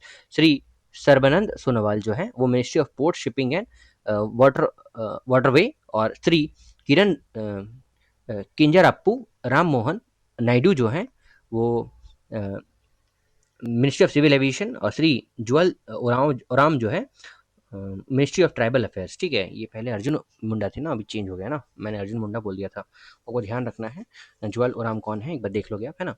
Shri Ashwani वैष्णव ये तो आपको पता होगा, ministry of railway, ministry of information and broadcasting, ministry of electronics and information technology. और श्री भूपेंद्र यादव जो है ministry of environment forest and climate change. फिर Shrimati Annapurna Devi ministry of women and child welfare development. Shri Hardeep Singh Puri ministry of petroleum and natural gas. Shri G Krishna Reddy ministry of coal and ministry of mines. और Shri C R Patil जो है वो ministry of जल शक्ति इसको handle करते हैं। उसके बाद यहाँ पे देखोगे मेजर स्कीम्स देखोगे सेंट्रल गवर्नमेंट का, तो जन धन योजना ये लॉन्च हुआ था 28 अगस्त 2014 को। मेक इन इंडिया 25 सितंबर 2014 को। स्वच्छ भारत मिशन 2 अक्टूबर 2 अक्टूबर 2014। हृदय स्कीम 21 जनवरी 2015। सारा डिस्कस होगा, ऐसा कुछ भी नहीं कि छूटेगा, है ना, सारा अभी नीचे दिया हुआ है इसका description. Beti Bachao Beti Padhao as in 22 जनवरी 2015। प्रधानमंत्री मुद्रा योजना 8 अप्रैल 2015। उजाला स्कीम 2015। अटल पेंशन स्कीम 9 मई 2015 को लॉन्च किया गया था। प्रधानमंत्री जीवन ज्योति बीमा स्कीम बीमा योजना 9 मई 2015 को लॉन्च किया गया था। प्रधानमंत्री सुरक्षा बीमा योजना 9 मई 2015 को लॉन्च किया गया था। स्मार्ट सिटी प्रोजेक्ट 25 जून 2015 को लॉन्च किया गया था। अमृत स्कीम 25 जून 2015 को लॉन्च किया गया था। डिजिटल इंडिया मिशन 1 जुलाई 2015 को लॉन्च किया गया था। स्टार्टअप इंडिया 16 जनवरी 2016 को लॉन्च किया गया था। पीएम उज्ज्वला योजना 1 मई 2016 को लॉन्च किया गया था। नमामि गंगे जून 2014 को लॉन्च किया गया था। उसके बाद समग्र शिक्षा अभियान जो है 1 अप्रैल 2018 को लॉन्च किया गया था। पीएम आशा 12 सितंबर 2018 को लॉन्च किया गया था। उसके बाद आयुष्मान भारत प्रधानमंत्री जन आरोग्य योजना 23 सितंबर 2018 को लॉन्च किया गया था। उसका प्रधानमंत्री श्रम योगी मानधन योजना ये फरवरी 2019 को लॉन्च किया गया था। प्रधानमंत्री किसान सम्मान निधि योजना पीएम किसान जिसको हम लोग नाम से बोलते हैं 24 फरवरी 2019 को लॉन्च किया गया था। उज्ज्वला 2.0 प्लान 10 अगस्त 2021 को लॉन्च किया गया था। आयुष्मान भारत डिजिटल मिशन 27 सितंबर 2021 को लॉन्च किया गया था। पीएम गति शक्ति नेशनल प्लान 13 अक्टूबर 2021 को लॉन्च किया गया था। अग्निपथ स्कीम जो है 14 जून 2022 को लॉन्च किया गया था। मिशन लाइफ जो है 22 या फिर 20 अक्टूबर 2022 को लॉन्च किया गया था। नमस्ते योजना 20 अगस्त 2022 को लॉन्च किया गया था। अमृत धरोहर योजना जो है जून 2023 को लॉन्च किया गया था। पीएम विश्वकर्मा योजना 17 सितंबर 2023 को लॉन्च किया गया था। पीएम जन मन योजना 15 नवंबर 2023 को लॉन्च किया गया था। पीएम सूर्योदय योजना 22 जनवरी 2024 को और पीएम सूर्य घर मुफ्त बिजली योजना 13 फरवरी 2024 को लॉन्च किया गया था। पीएम धन धान्य कृषि योजना 11 अक्टूबर 2025 को लॉन्च किया गया था। अब पीएम विकसित भारत रोजगार योजना जो है 15 अगस्त 2025 को लॉन्च किया गया था। ठीक है, अब देखो कुछ ऐसे स्कीम्स देखेंगे वेरियस मिनिस्ट्रीज का। तो यहाँ पे हम लोग major schemes for the year 2025 to 26 देखने वाले हैं। ठीक है, तो सबसे पहले इशूअर में सेंट्रल गवर्नमेंट का कौन सा स्कीम हम लोग देखने वाले हैं। देखो सेंट्रल गवर्नमेंट का एक ही बार हम बता देते हैं, उसके बाद फिर ये पेज में इस तरह कर दूंगा, है ना। तो सेंट्रल गवर्नमेंट के द्वारा रिलीफ स्कीम आप देखोगे तो गवर्नमेंट ऑफ इंडिया लॉन्च करता है रिलीफ स्कीम। ये बेसिकली देखेंगे एड्रेस करेंगे trade disruptions caused by ongoing conflict in west Asia और प्रोवाइड करेंगे असिस्टेंस टू एक्सपोर्टर्स को। रिलीफ का एज एन एब्रिविएशन आप देखोगे तो resilience and logistic interventions for exports facilitations. ठीक है, पीएम राहत स्कीम का ऑब्जेक्टिव देखोगे तो प्रोवाइड करेगा मेडिकल असिस्टेंस। ठीक है, रिलीफ का एज इन मेडिकल नहीं है, ठीक है ना, ये ट्रेड के लिए है। ठीक है, देखो एड्रेस करेगा ट्रेड डिस्टर्बेंस, वहीं पे राहत जो है ना वो राहत दिलाएगा किस चीज से, मेडिकल असिस्टेंस देगा उस विक्टिम को जो इंजर्ड है रोड के एक्सीडेंट से इन गोल्डन आवर जो पहला घंटा होता है ना एक्सीडेंट का, उसको गोल्डन आवर बोलते हैं। स्कीम जो है ऑपरेट किया जाएगा under ministry of road transport और हाईवे के अंतर्गत, वो गवर्नमेंट ऑफ इंडिया के अंतर्गत आता है। की प्रोविजंस देखोगे इंक्लूड करेगा कैशलेस ट्रीटमेंट दिया जाएगा कितना, up to 1.5 lakh to accident victims को। पीएम राहत का एब्रिविएशन देखोगे तो road accident victim hospitalization and assured treatments. उसके बाद माइक्रो क्रेडिट स्कीम, मतलब माइक्रो क्रेडिट में आप समझ सकते हो छोटे छोटे लोन अगर देने रही तो वो देंगे छोटे छोटे लोन।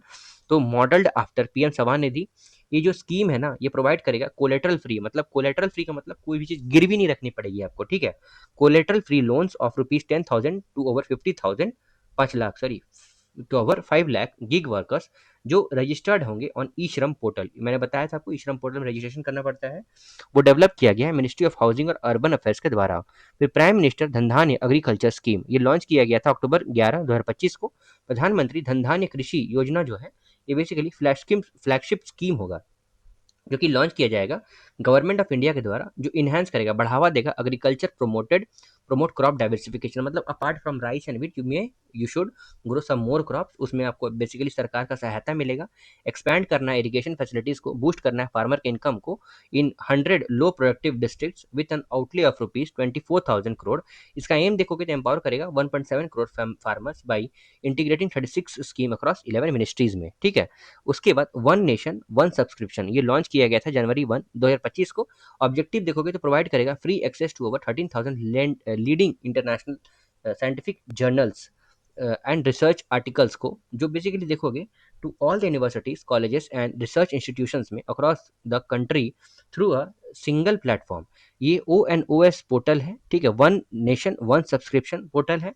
स्कीम जो है वो लॉन्च किया गया है with a budget of approximately 6,000 crore over a period of 3 years to promote the education and research. ठीक है, उसके बाद यहाँ पे देखो मिनिस्ट्री ऑफ रूरल डेवलपमेंट के द्वारा कौन सा दो स्कीम है, तो VBG रामजी जो कमेंस होता है अप्रैल 1 2026 को, और शी मार्ट ये बजट अनाउंस किया गया था, बजट में अनाउंस किया गया था शी मार्ट को 2026-27 वाले बजट में।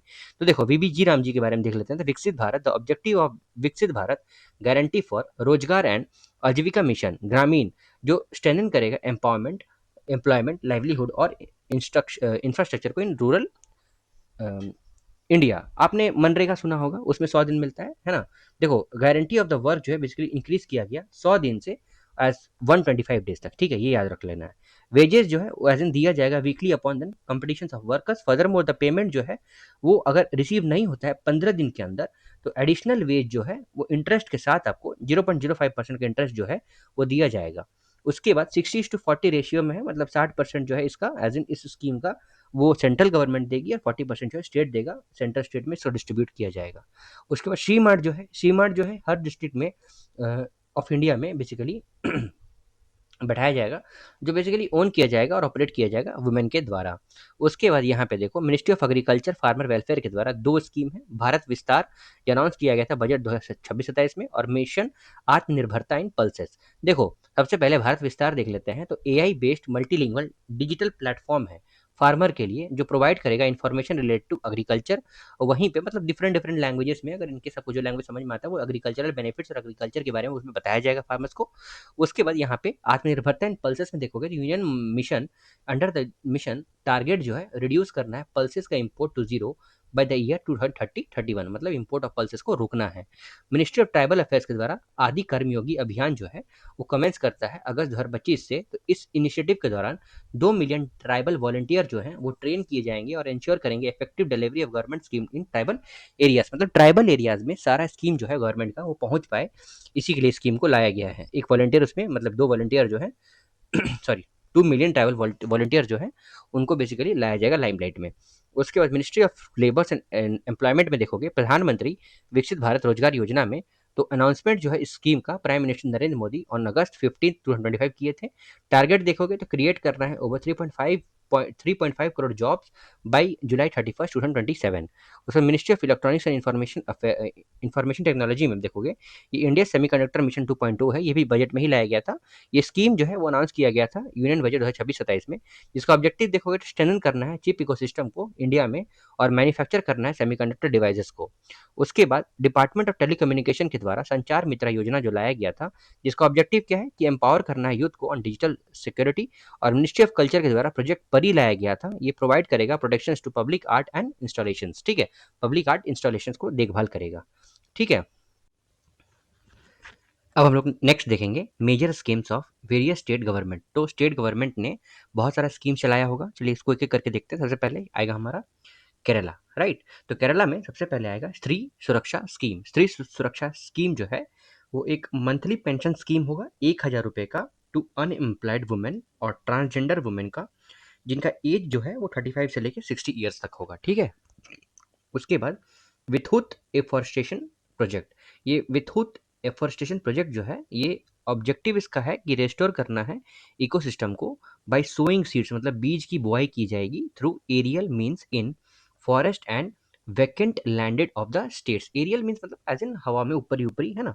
उसके बाद ज्योति योजना जो है इसका ऑब्जेक्टिव आप देखोगे एनरोल करना है चिल्ड्रन को of migrant worker in school and anganwadi. जो भी माइग्रेंट वर्कर होंगे उन बच्चों को एज इन उनके बच्चों को एज इन आंगनवाड़ी और स्कूल में एज इन उन लोग को दाखिला करवाना है।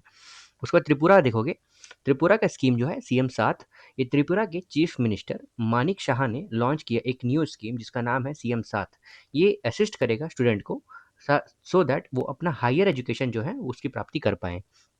उसके बाद आंध्र प्रदेश गवर्नमेंट ने दिव्यांग शक्ति स्कीम लाया है, जिसका ऑब्जेक्टिव क्या है, फैसिलिटेट करना है ट्रांसपोर्टेशन फॉर पर्सन जो कि डिसेबल्ड पर्सन है, ठीक है। तो उन लोग जो पर्सन जो ठीक से अगर मान लो किसी कारणवश डिसेबल्ड है, चल नहीं पाते हैं, दौड़ नहीं पाते हैं, या फिर कोई और तरीके से डिसेबिलिटी है उनको, तो उनके लिए ट्रांसपोर्टेशन जो है वो उपलब्ध किया जाएगा। अंडर दिस इनिशिएटिव इंडिविजुअल जो है जो बेसिकली डिसेबिलिटी लेवल जो है अगर 40% से ऊपर होगा तो will be able to travel by bus free of cost. तो बसों में उनको फ्री आवाजाही का एज एन मौका दिया जाएगा।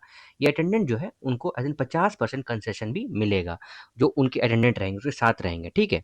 उस पर सर्वपल्ली राधाकृष्णन विद्यार्थी मित्र किड्स स्कीम जो है, जो ऑब्जेक्टिव आप देखोगे तो डिस्ट्रीब्यूट करना है स्कूल किट्स को फ्री ऑफ कॉस्ट। किनको, तो स्टूडेंट जो गवर्नमेंट स्कूल में रहेंगे ना ऑफ द स्टेट गवर्नमेंट, तो उनको एज एन स्कूल किट दिया जाएगा, ठीक है, फ्री स्कूल किट दिया जाएगा। उसके बाद डिजी लक्ष्मी स्कीम जो है इसका ऑब्जेक्टिव क्या है, तो डिजिटली एम्पावर करना है वुमेन को इन अर्बन एरियाज में। उसके बाद one family one entrepreneur scheme, तो one family one entrepreneur scheme जो है इसका ऑब्जेक्टिव आप देखोगे तो प्रमोट करना है कल्चर को of entrepreneurship in every house hold. साथ ही साथ दीपम 2.2 जो है इसका ऑब्जेक्टिव आप देखोगे प्रोवाइड करना है फ्री गैस सिलेंडर 3 ईयर्स के लिए टू वुमेन को। उसके बाद गुजरात में आप देखोगे गुजरात का स्कीम जो है मुख्यमंत्री ग्रामोत्थान योजना, उसका ऑब्जेक्टिव क्या है, प्रोवाइड करना है सिटी लाइक अमेनिटीज इन, मतलब सिटी जैसा जो भी जितना भी फैसिलिटी होता है विलेज में भी प्रोवाइड करना है। तो पूरा आप लोगों ने सुना होगा, providing urban immunity in rural area, ये एपीजे अब्दुल कलाम का बेसिकली स्कीम आया था, तो उसी तरह का ये मान सकते हो ग्रामोत्थान योजना, जिसमें जिस तरह का सिटी में फैसिलिटी मिलता है उस तरह विलेज में भी फैसिलिटी मिलेगा तो the population over the 10,000 village. ठीक है। नमो लक्ष्मी योजना जो है इस स्कीम के अंतर्गत फीमेल स्टूडेंट जो है जिनका ग्रेड मतलब स्कूल जो है क्लास में 9 to 12 रहेंगे उनको 50,000 ओवर 4 ईयर मिलेगा।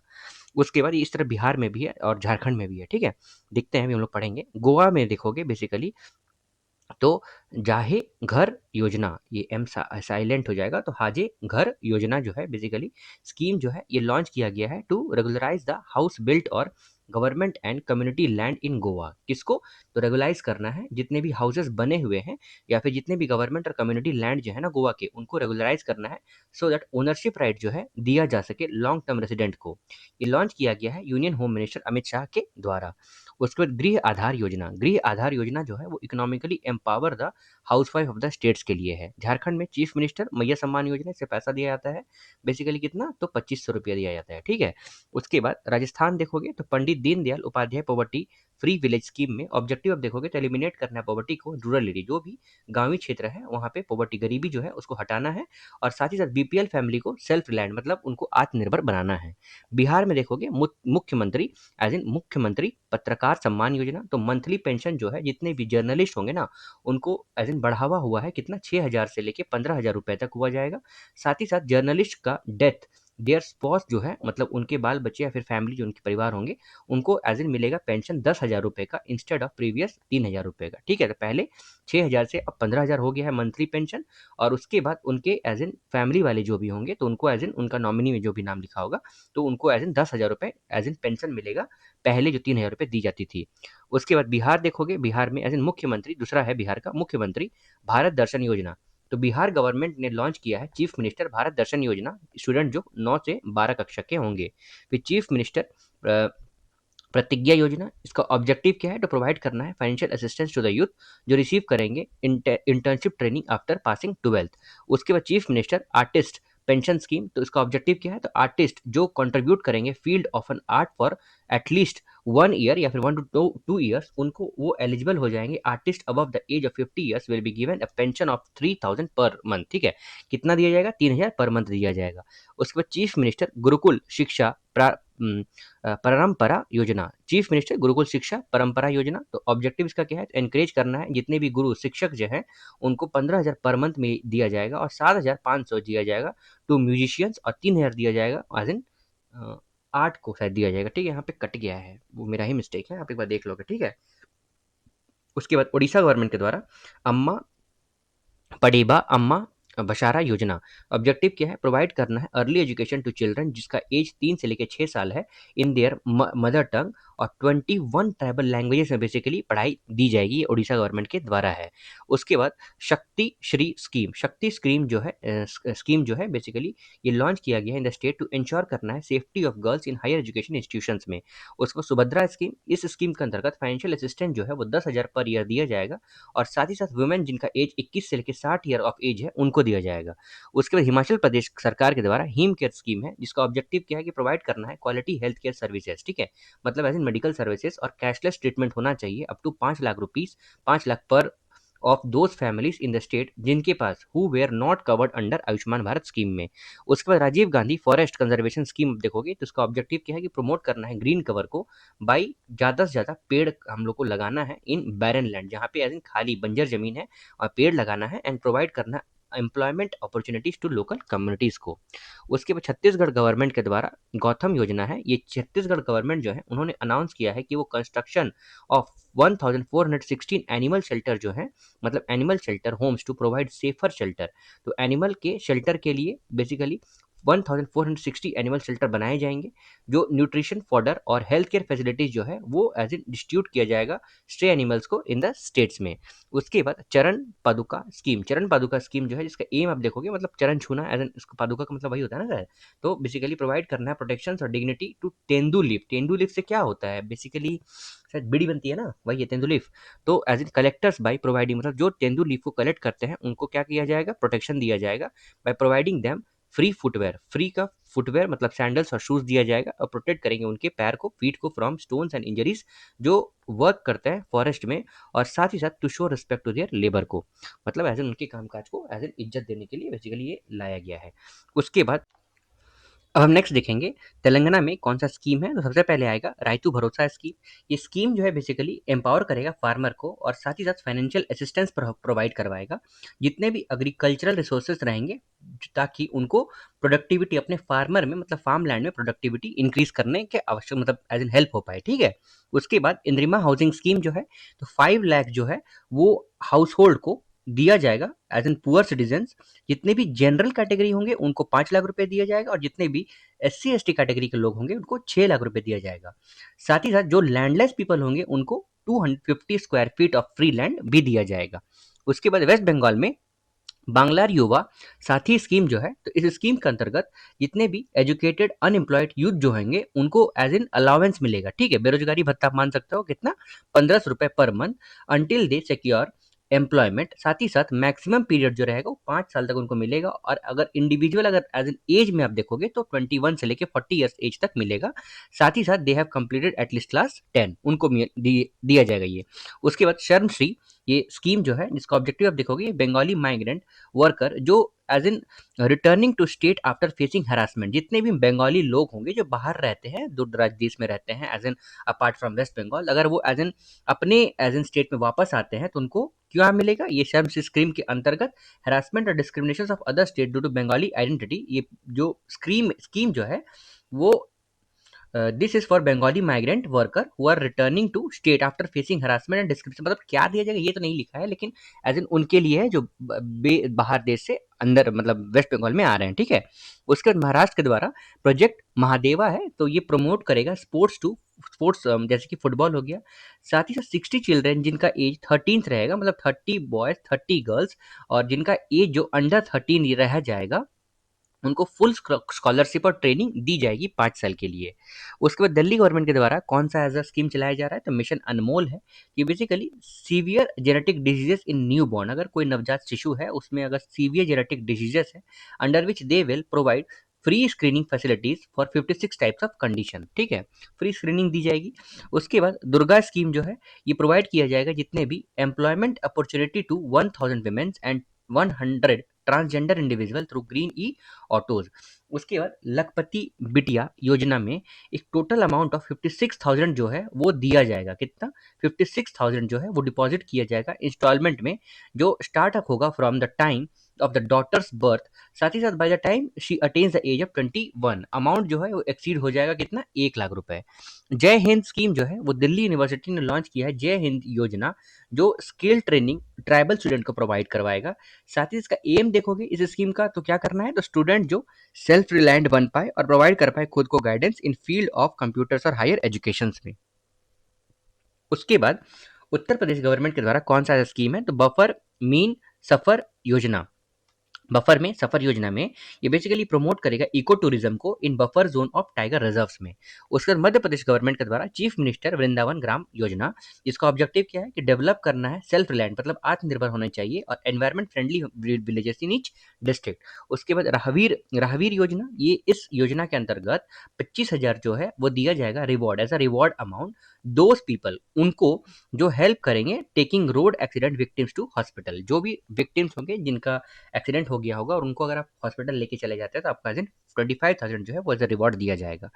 Karnataka Karnataka as in state के द्वारा कौन सा स्कीम है, तो सुजला प्रोजेक्ट, जिसका ऑब्जेक्टिव क्या है, ये एक वाटरशेड प्रोग्राम है जो डिजाइन किया गया है जितने भी एज इन जहाँ पे सूखा पड़ा हुआ रहता है ना, वहाँ पे बेसिकली ड्रॉट प्रोन रीजन्स में लॉन्च किया गया असिस्टेंस बाय मतलब वर्ल्ड बैंक के द्वारा इसको एज इन हेल्प भी मिलेगा।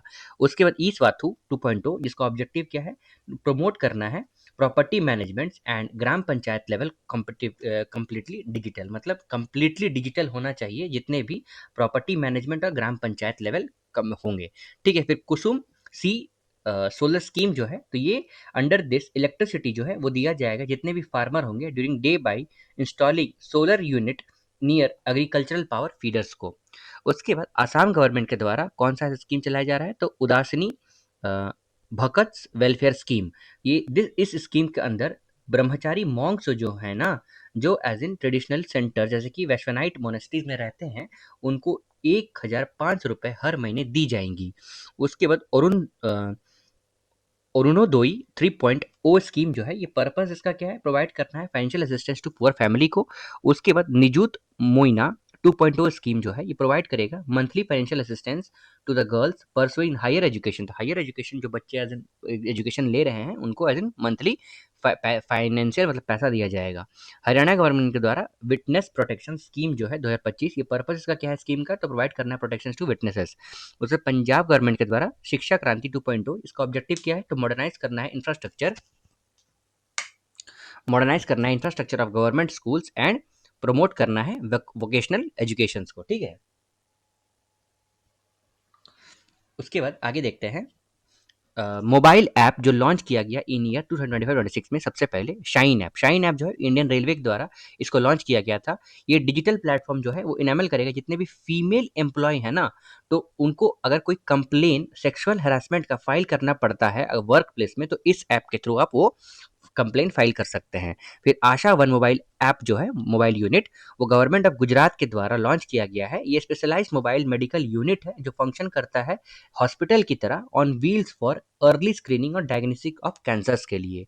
उसके बाद भारत विस्तार, ये यूनियन मिनिस्ट्री ऑफ एग्रीकल्चर और रूरल डेवलपमेंट शिवराज सिंह चौहान के द्वारा लॉन्च किया गया है। ये एक एआई बेस्ड डिजिटल प्लेटफॉर्म है जो फार्मर के लिए डेवलप किया गया है। ये प्लेटफॉर्म जो है वो इन्फॉर्मेशन देगा किस तरह का एज इन मौसम रहता है, वेदर अपडेट, मार्केट का प्राइस किस तरह है, पेस्ट और डिजीजेस का मैनेजमेंट कैसे किया जाए, सॉइल का हेल्थ किस तरह है, साथ ही साथ ये अवेलेबल किया जाता है इन सिंगल लोकेशंस में। उसके बाद माई भारत मोबाइल एप्लीकेशन जो है, ये union minister doctor Mansukh Mandaviya के द्वारा लॉन्च किया गया है। इसका मेन ऑब्जेक्टिव क्या है, तो कनेक्ट करना है जितने भी यंग पीपल जिनका एज 15 से लेकर 29 हो गया है with a nations building leadership, साथ ही साथ social participation with for which it provides opportunities for volunteering, internships, mentorships and skill developments के लिए। ठीक है, उसके बाद व्यास भारत एंड व्यास सूत्र ऐप जो है, ये मिनिस्ट्री ऑफ फिशरीज और एनिमल हस्बेंड्री एंड डेयरिंग के द्वारा लॉन्च किया गया है। ये ऐप जो है वो लॉन्च किया गया है कि वो कंडक्ट कर सके कॉम्प्रिहेंसिव सेंसस की 1.2 million marine fisheries families in 5,000 villages को ये अप्रोक्सीमेटली क्या करेंगे, सेंसस कर पाएंगे। ठीक है, साथ ही साथ कितने कोस्टल स्टेट्स में, तो 13 कोस्टल स्टेट्स और यूनियन टेरिटरीज में। उसके बाद नेवर अलोन ऐप जो है वो एम्स न्यू दिल्ली के द्वारा लॉन्च किया गया है। ये प्रिवेंट करेगा सुसाइडल टेंडेंसीज जितने भी स्टूडेंट्स हैं ना एम्स के न्यू दिल्ली में, साथ ही साथ मतलब जितने भी स्टूडेंट्स हैं उन पे अगर सुसाइडल टेंडेंसी आ रही है तो उसको प्रिवेंट करेगा। और एम्स दिल्ली ने लॉन्च किया है an AI based mental health app called never alone. उसके बाद कपास किसान ऐप जो है union textile minister Giriraj Singh के द्वारा लॉन्च किया गया है। ये कॉटन फार्मर के लिए है जो seamless procurement of cotton from farmer under minimum support price MSP के दौरान वो ले पाए। उसके बाद सुजलम भारत ऐप जो है यूनियन मिनिस्टर ऑफ जल शक्ति के द्वारा लॉन्च किया गया है। इसका ऑब्जेक्टिव क्या होगा, तो एज इन जितने भी ड्रिंकिंग वाटर स्कीम्स है ना रूरल एरिया में, इनको एक साथ लाना है और जियो रेफरेंस प्लेटफॉर्म के तहत रियल टाइम एक्सेसिबिलिटी लोगों को करवा पाए। उसके बाद समीर 2.0 ऐप जो है, ये basically central pollution control board CBCB के द्वारा लाया गया है। इसका ऑब्जेक्टिव क्या है कि process of monitoring air pollution और साथ ही साथ रजिस्टर करना है जितने भी registering related complaints more efficient, साथ ही साथ ट्रांसपेरेंट और डेटा ड्रिवन तरीके से होना पाए। मतलब देखो ये प्रोसेस जो है ना, दो make the process monitoring air pollution का जो प्रोसेस है वो ढंग से मॉनिटर कर पाए, सो दैट सिटीजन जो है वो real time information about the air quality मिल पाए। ये समीर 2.0 ऐप है। उसके बाद ईसीआई नेट ऐप जो इलेक्शन कमीशन ऑफ इंडिया के द्वारा लॉन्च किया गया है। ये ऐप जो है वो वोटिंग डेटा जो है वो पब्लिक क्विकली देख मतलब to make public quickly and transparently voting data को बाहर ले आ पाए। सचेत ऐप देखोगे, सचेत ऐप जो है ये basically national disaster management authority के द्वारा लाया गया है। ये real time alert related to natural disaster in various regions, बहुत सारे रीजन में जितने भी नेचुरल डिजास्टर होते हैं तो उसमें तुरंत बता पाए, और साथ ही साथ ऑपरेट किया जाएगा 12 लैंग्वेजेस में। फिर water resource census application ministry of जल शक्ति के द्वारा लाया गया है, the creations of database in irrigation sector, जो कि for effective plannings and policy making including water use efficiency, water budgeting etcetera. उसके बाद ई हेल्थ ऐप जो है वो जम्मू एंड कश्मीर गवर्नमेंट के द्वारा लाया गया है, एक comprehensive one stop digital solution है जो डिजाइन किया गया है कि जितने भी हेल्थ के लिए प्रॉब्लम्स होगा उसको, उस नीड को ये पहुंचा पाए। उसके बाद संचार साथी ऐप मोबाइल ऐप है, union commission minister Shri Jyotiraj Scindia के द्वारा लॉन्च किया गया है। ये ऐप जो है प्रोवाइड कराएगा सिटीजन्स को जितने भी टूल्स हैं जो टेलीकॉम सिक्योरिटी को इन्हांस करते हैं, बढ़ावा देते हैं, प्रिवेंट करवाते हैं फ्रॉड को, ये इसी के लिए इसको लॉन्च किया गया है। उसके बाद भारत रणभूमि दर्शन ऐप जो है मिनिस्ट्री ऑफ डिफेंस के द्वारा और टूरिज्म और इंडियन आर्मी द्वारा लॉन्च किया गया है। ये ऐप जो है सिटीजन्स को, मतलब ये ऐप अलाउ करता है सिटीजन को कि आप मेजर बैटलफील्ड के बारे में जानें, जो कि जैसे कि 1962 वाला हो गया, 1971 वाला हो गया, 1999 वाला जो वॉर हो गया, उसके बारे में आप जानें। साथ ही इंपॉर्टेंट कॉन्फ्लिक्ट एरिया जैसे कि सियाचिन बेस कैंप और गलवान वैली के बारे में भी जानें। उसके बाद RRTS कनेक्ट ऐप जो है वो national capital region transport cooperation के द्वारा लाया गया है। ये प्रोवाइड करवाता है रियल टाइम, मतलब उसी टाइम लाइव में क्या हो रहा है ट्रेन के बारे में और अवेलेबिलिटी ऑफ पार्किंग स्पेस के बारे में। उसके बाद हमारा बिहार, हमारी सड़क गवर्नमेंट ऑफ बिहार द्वारा लाई गया है, ये as in condition of road जो गांवी क्षेत्र में रूरल एरिया में है ना उनके बारे में, मतलब रूरल वर्क डिपार्टमेंट जो है वो देख सकते हैं through app, through mobile app. उस पर जागो ग्राहक जागो ऐप जो है वो डिपार्टमेंट ऑफ कंज्यूमर अफेयर्स के द्वारा लाया गया है। ये अलर्ट यूजर्स, ये मतलब ये ऐप जो अलर्ट करता है यूजर्स को unsafe URL during online activity के में जो होता है, ठीक है। उसको know your medicine KYM app जो है ये स्पोर्ट्स और youth welfare minister Mansukh Mandaviya के द्वारा लाया गया है, जिसका ऑब्जेक्टिव क्या है कि प्रमोट करना है clean sports by providing drug information, जितने भी ड्रग उसके information to drug users to strengthen their fight against doping, ठीक है, मतलब वो ड्रग का यूज ना करे और उसको रोक पाए, इसलिए ड्रग का इन्फॉर्मेशन वो देता है वो ऐप। उसके बाद दूसरा पोर्टल्स हम लोग देखेंगे, जितने भी वेब पोर्टल्स हैं जो 2025-26 में लॉन्च किए गए हैं, हम लोगों ने ऐप देख लिया है, पोर्टल्स देख रहे हैं। तो पंखुड़ी पोर्टल जो है union ministry of women and child development के द्वारा लाया गया है, जिसका ऑब्जेक्टिव क्या है कि इस पोर्टल के तहत इंडिविजुअल जो है, मतलब इंडिविजुअल या फिर ऑर्गेनाइजेशन जो है वो financial contribution to women and children welfare schemes में कर सकते हैं, एज वेल एज देख सकते हैं कि उनका इम्प्लीमेंटेशन जो है ना इस स्कीम में किस तरह हुआ है। उसके बाद Gurha Lakshmi digital marketing portal जो है वो कर्नाटका स्टेट गवर्नमेंट के द्वारा लाया गया है। ये देखोगे ये शोकास करता है for showcasing and marketing the product of women entrepreneur को। उसके बाद पैमाना पोर्टल जो है मिनिस्ट्री ऑफ स्टैटिस्टिक्स और प्रोग्राम इम्प्लीमेंटेशन के द्वारा लाया गया है। ये इंटीग्रेटेड प्रोजेक्ट मॉनिटरिंग पोर्टल है जो प्रोजेक्ट को इवेल्युएट करेगा, इंफ्रास्ट्रक्चर को मॉनिटर करेगा और एनालाइज करेगा नेशन बिल्डिंग्स को। उसके बाद भारतीय संस्कृत पोर्टल 2.0, ये mister Vivek Agrawal secretary ministry of culture के द्वारा लाया गया है। ये प्रोवाइड करता है कि इंडिया का वास्ट और डाइवर्स कल्चरल हेरिटेज जो है ना उसको एक्सेसिबल हो पाए, लोगों तक वो पहुंच पाए। ये सपोर्ट करता है 22 लैंग्वेजेस में, फीचर करता है 46 न्यू कल्चरल कैटेगरीज को, साथ ही साथ फैसिलिटेट करता है easy search through AI powered chatbot Bharati के द्वारा, ठीक है। उसके बाद ई स्वास्थ्य धाम पोर्टल जो है वो गवर्नमेंट ऑफ उत्तराखंड के द्वारा लाया गया है। इसका ऑब्जेक्टिव आप देखोगे कंडक्ट करना है real time health monitoring of pilgrims, जितने भी पिलग्रिमेज हैं उनका हेल्थ किस तरह है रियल टाइम और प्रेजेंट सिचुएशंस में वो देखना है।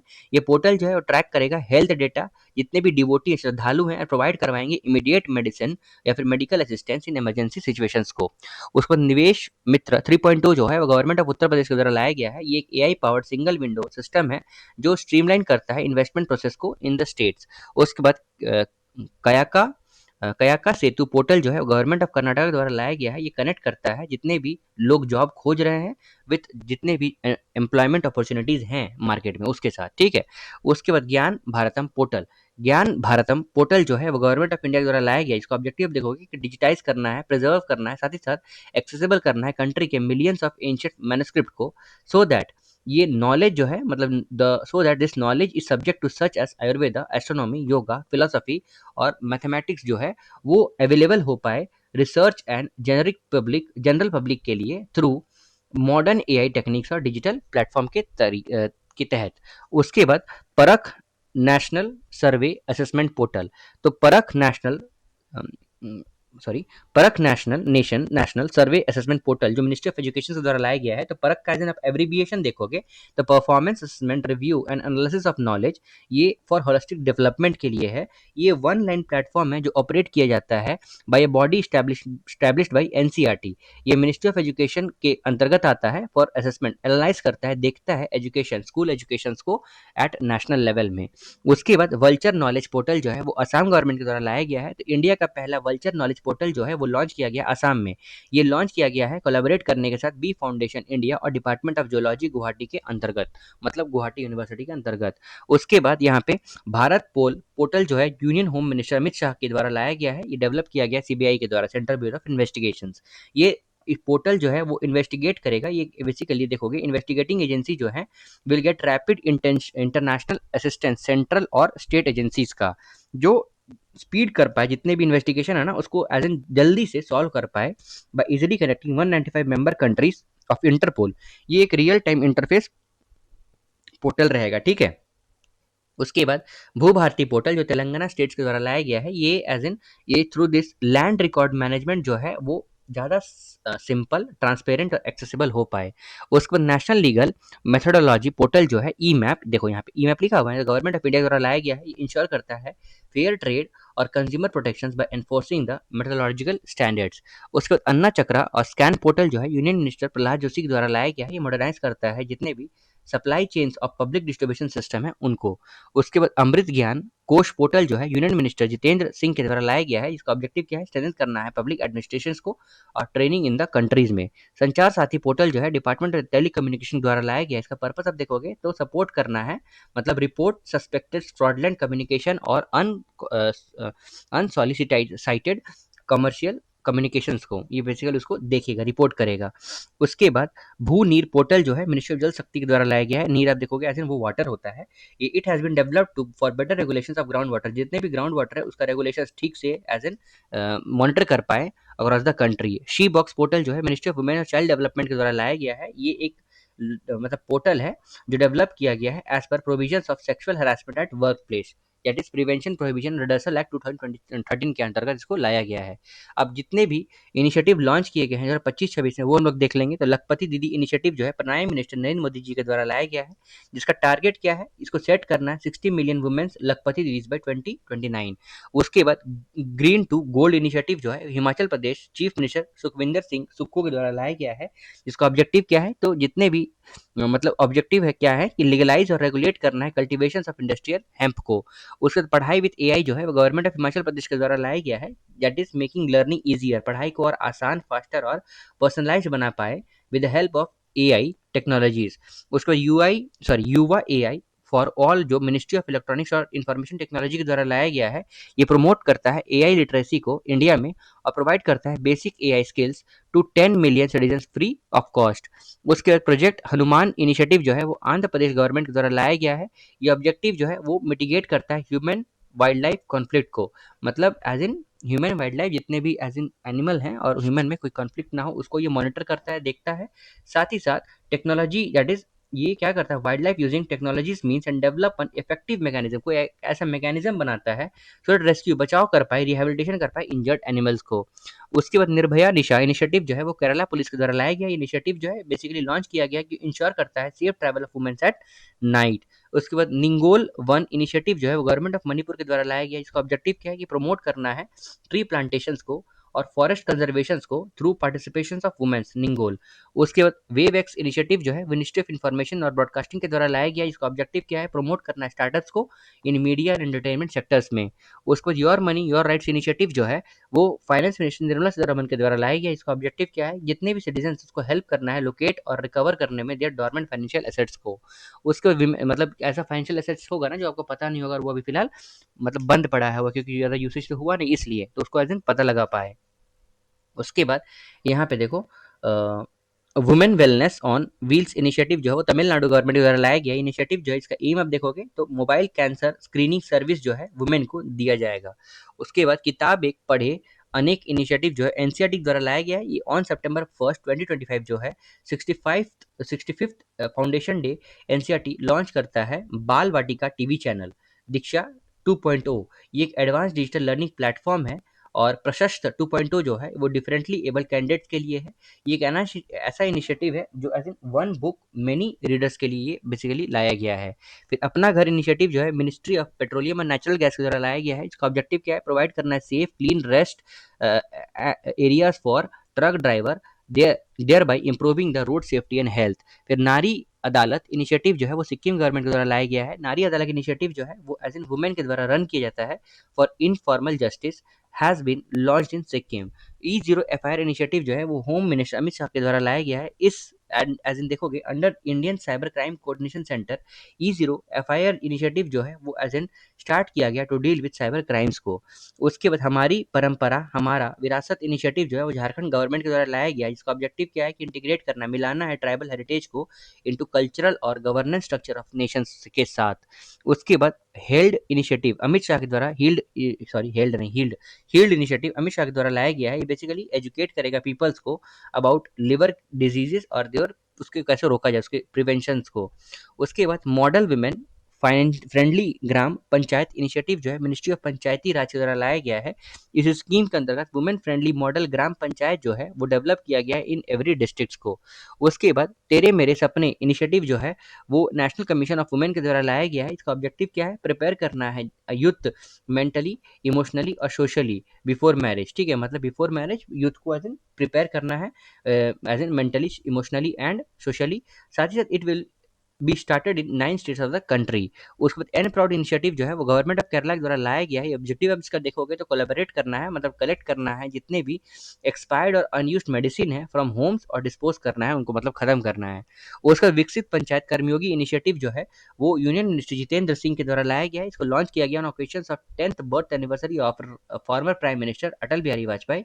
ये एक ऐसा मतलब एम है to strengthen the panchayati raj institutions at grass root level. और इनिशिएटिव जो है बेसिकली ये पार्ट है आत्म एडमिनिस्ट्रेशन टुवर्ड्स विलेज कैंपिंग का। उसके बाद नई दिशा इनिशिएटिव जो है वो दिल्ली पुलिस के द्वारा लाया गया है। ये बेसिकली आप देखोगे तो bring out school children back to educational system में ये नई दिशा इनिशिएटिव लाया गया है। उसके बाद सहयोग इनिशिएटिव जो है वो गवर्नमेंट ऑफ इंडिया के द्वारा लाया गया है। ये क्या करता है? Beneath eligible urban poor families with various welfare schemes benefit करना है उनको। ठीक है, ब्रीफ मैंने पढ़ दिया, बेनिफिट करना है। उसके बाद यहाँ पे एक देश एक दर्शन इनिशिएटिव जो है वो मिनिस्ट्री ऑफ कल्चर द्वारा लाया गया है। ये क्या करता है? To pay a heartfelt tribute to immortal spirit of patriotism and honour the heroes of nations. उसके बाद मिशन वसुंधरा 3.0 जो है वो असम गवर्नमेंट द्वारा लाया गया है। एम्बिशियस इनिशिएटिव है जिसका एम क्या है? प्रोवाइड करना है फॉर्मर और rights of indigenous committees of Assam's में, है ना। उसके बाद various campaigns launch in year 2025-26 देखोगे तो करुणा अभियान ये गवर्नमेंट ऑफ गुजरात के द्वारा लाया गया है। और इसका मेन पॉइंट क्या है? तो रेस्क्यू करना जितने भी बर्ड इंजर्ड हैं due to kite flying during Makar Sankranti. ये करुणा अभियान उसी के लिए लाया गया था। उसके बाद नेशनल कैंपेन ऑन एंटरप्रेन्योरशिप जो है मिनिस्ट्री ऑफ रूरल डेवलपमेंट के द्वारा लाया गया है। ये इसका ऑब्जेक्टिव आप देखोगे नेशनल कैंपेन ऑन एंटरप्रेन्योरशिप में तो लगभग देखो ट्रेन करना है 50,000 कम्युनिटी रिसोर्सेज पर्सन्स को, ठीक है, CRPs को। साथ ही साथ इन एंटरप्राइजेस प्रमोशंस एंड प्रोवाइड करना है enterprises development training for 5 million womens belonging to self help groups में। उसके बाद यहाँ पे देखो ये संपूर्णता अभियान 2.0 जो है वो नीति आयोग के द्वारा लाया गया है। ये एक 3 मंथ नेशन वाइड कैंपेन है जो फोकस करता है ऑन अचीविंग स्टेटस इन की सेक्टर, अचीविंग सैचुरेशंस इन की सेक्टर्स जैसे कि हेल्थ हो गया, न्यूट्रिशन हो गए, एजुकेशन हो गया, एग्रीकल्चर हो गया, और across 112 aspirational districts and 513 aspiration blocks में। उसके बाद यहाँ पे देखो एंटी ड्रग कैंपेन जो है यूनियन होम मिनिस्टर के द्वारा लाया गया है। ये आप देखोगे ये फाइट करना है against the drug. All the departments of this government जो है वो must be established a road map जो एक्सटेंड करेगा अप टू 29 सारे डिस्ट्रिक्ट को। ये बेसिकली काम हो गया है। उसके बाद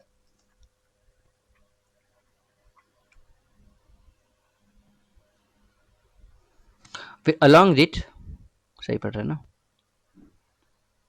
हाँ, उसके along with the monitoring the mechanism to ensure a comprehensive resolutions to drug problems. उसके बाद नेक्स्ट हम देखेंगे से नो टू प्रॉक्सी सरपंच। तो मिनिस्ट्री ऑफ पंचायती राज की तरह इसको लाया गया है। ये ऑब्जेक्टिव इसका क्या है कि एंड करना है, खत्म करना है प्रैक्टिस ऑफ सरपंच पति एंड हाईलाइट करना है रोल ऑफ वुमेन सरपंच इन ग्राम पंचायत में। उसके बाद यहाँ पे देखो ओवर हियर को मैं छोड़ा कर लेता हूँ। 100 डेज इनिशिएटिव्स अवेयरनेस कैंपेन्स जो है वो ministry of women and child development द्वारा लाया गया है। इसका देखो ये to mark the competition of 1/3 of the campaign 100 day intensive 100 day intensive awareness campaign जो है वो children for child marriage free India has been launch from November to 27 to 25 to March 8 2026। उसके बाद टोबैको फ्री यूथ कैंपिंग 3.0 जो है ministry of education और ministry of health and family welfare के द्वारा लाया गया है। इसका मेन गोल क्या है, तो ये कैंपेन है जो बनाएगा tobacco free learning environmental across India और प्रोटेक्ट करेगा हेल्थ ऑफ यंगर सिटीजन्स को। उसके बाद अग्निकार 2025 कैंपेन जो है यूनियन मिनिस्टर मनोहर लाल खट्टर के द्वारा लाया गया है। ये कैंपेन जो है वो लॉन्च किया गया था प्रमोट करना है इम्प्लीमेंटेशन ऑफ प्रधानमंत्री आवास योजना अर्बन 2.0। उसके बाद स्वास्थ्य नारी सशक्त परिवार अभियान जो है प्राइम मिनिस्टर नरेंद्र मोदी के द्वारा लाया गया है। ये एज ए स्कीम है, ये नेशन वाइड हेल्थ कैंपेन जो लॉन्च किया गया central ministry of health and family welfare के द्वारा, ये और ministry of womens and child development के द्वारा दोनों ने एज एन मिल के इसको स्टार्ट किया है, जो एज एन सितंबर 17 से अक्टूबर 2025 तक चलेगा। इसका एम क्या है, तो इम्प्रूव करना है हेल्थ को, न्यूट्रिशन ऑफ वुमेन्स को और एडोलेसेंट गर्ल्स और चिल्ड्रंस को। उसके बाद आगे national agricultural conference rabi camping जो है यूनियन मिनिस्टर शिवराज सिंह चौहान के द्वारा लाया गया है। ये थीम जो है one nation one agriculture one team, जो as in which aim to promote the coordinated efforts and partnership in India's agricultural sectors को। उसके बाद आदि कर्मयोगी कैंपेन जो है मिनिस्ट्री ऑफ ट्राइबल अफेयर्स द्वारा लाया गया है। ये लॉन्च किया गया था अगस्त 1925 को। ये वर्ल्ड का लार्जेस्ट ट्राइबल लीडरशिप प्रोग्राम है जिसका एम क्या है कि 2 million transformative leaders in 1 lakh tribal majority village में होना चाहिए। उसके बाद सफाई अपनाओ बीमारी हटाओ, ये स्वच्छ भारत मिशन अर्बन और मिनिस्ट्री ऑफ हाउसिंग और अर्बन अफेयर्स के द्वारा लाया गया है। जिसका ऑब्जेक्टिव क्या है कि एड्रेस करना है जितने भी क्लॉग ड्रेन्स मतलब बंद हो गए हैं ड्रेन्स दैट इज सिल्टेशंस के कारण, और साथ ही साथ गार्बेज हीप्स और water logging and to ensure across से sanitations and safe drinking water के लिए विकसित कृषि संकल्प अभियान जो है union agriculture minister Shivraj Singh Chouhan government of Madhya Pradesh के द्वारा बेसिकली इसको लॉन्च किया गया है। ठीक है, तो देखो पढ़ते हैं यहाँ पे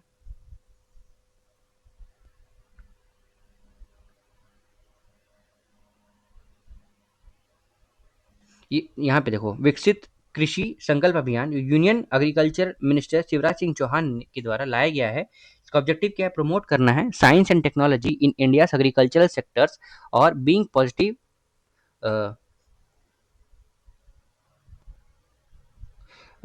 ठीक है water crisis in the state. उसके बाद जल गंगा कंजर्वेशन कैंपेन मध्य प्रदेश, ये बेसिकली आप देखोगे इसका ऑब्जेक्टिव क्या है, तो as in is to build the Amrit Sarovar and revive water sources. फिर एक पेड़ माँ के नाम 2.0 कैंपेन जो है यूनियन मिनिस्टर धर्मेंद्र प्रधान के द्वारा लाया गया है। इसका ऑब्जेक्टिव क्या है, क्रिएट करना है अवेयरनेस अमॉन्ग द एनवायरमेंट और साथ ही अचीव करना है नेट जीरो टारगेट बाय 2070। ये स्कूल जो है बेसिकली अंडर दिस स्कूल जो है एज इन उनको दिया गया है target of planting 10 crore saplings को, पौधों को। उसके बाद मांझी वसुंधरा कैंपिंग 6.0 जो है गवर्नमेंट ऑफ महाराष्ट्र द्वारा लाया गया है। इसका ऑब्जेक्टिव क्या है, प्रमोट करना है इन्वायरमेंटली फ्रेंडली लाइफस्टाइल और कंट्रोल करना है कार्बन एमिशंस और ग्रीन हाउस गैस एमिशंस को। उसके बाद हमारा संविधान हमारा स्वाभिमान कैंपिंग जो है वो ऑनरेबल वाइस प्रेसिडेंट के द्वारा लाया गया है।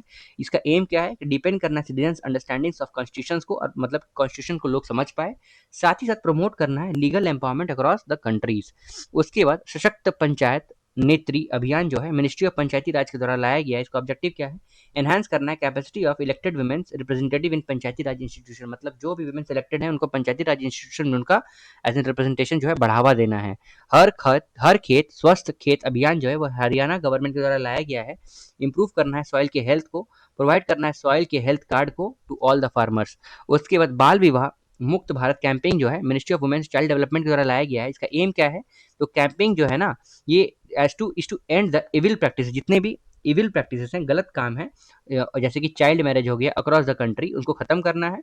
साथ ही इंपॉर्टेंट स्टेप्स लेना है सो दैट यंग गर्ल्स को एम्पावर दिया जाए ग्रोथ एंड डेवलपमेंट के लिए।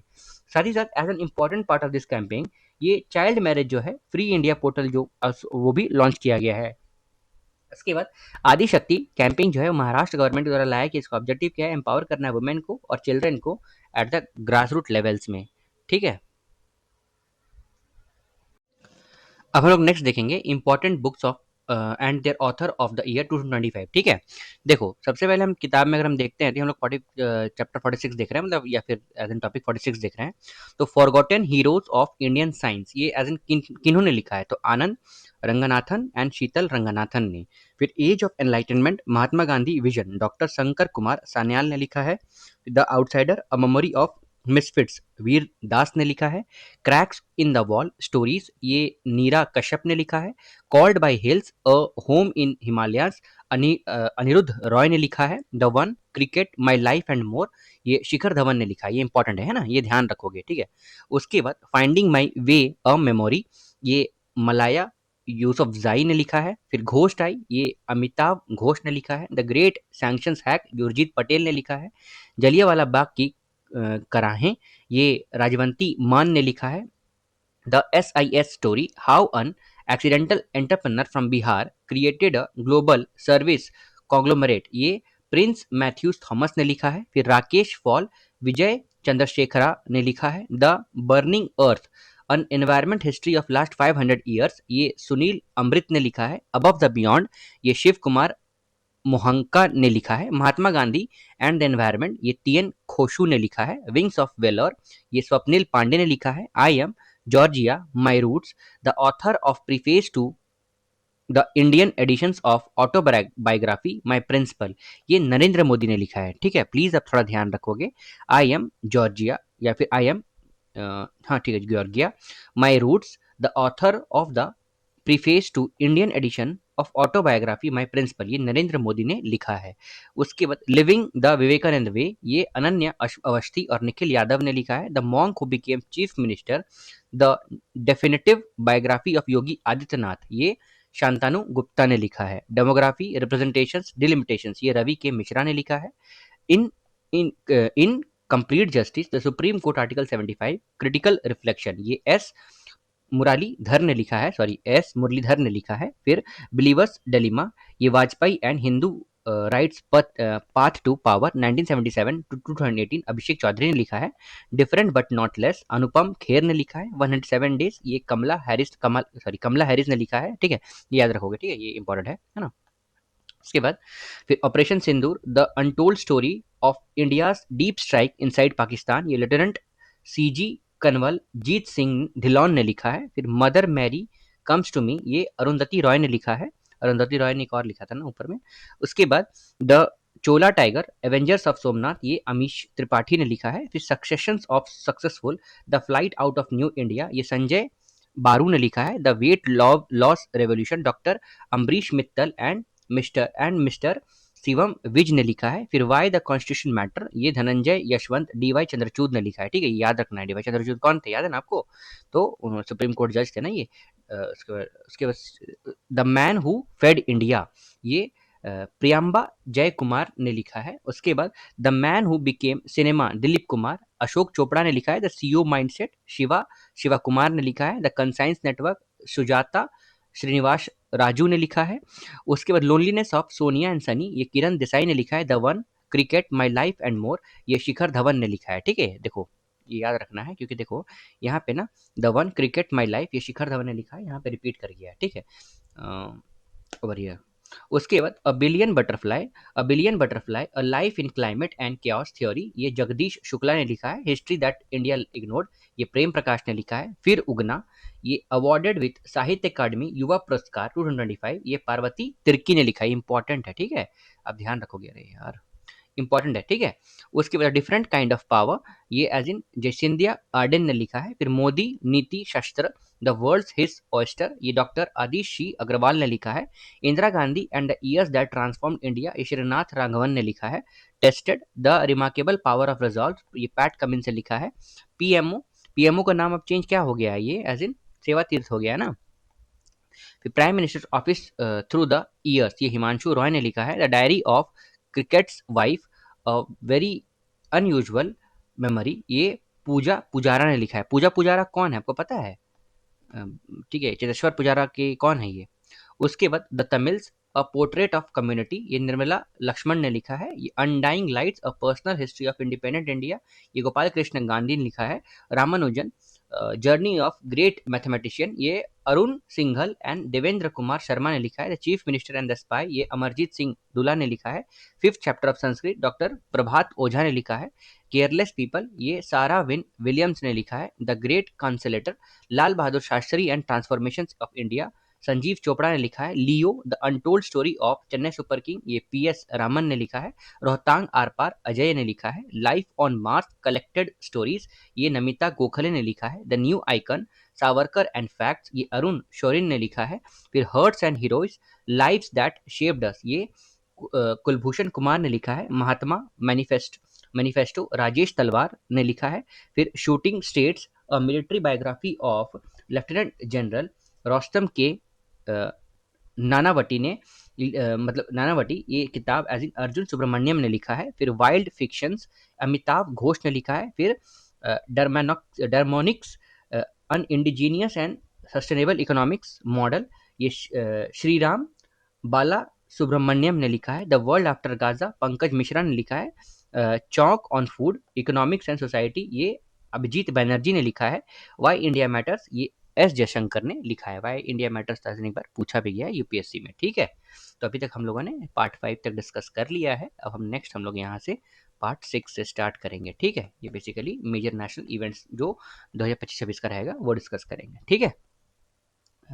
स्टे ट्यून्ड, ठीक है। काफ़ी मेहनत हो रहा है, आप भी पूरा वीडियो को देखोगे।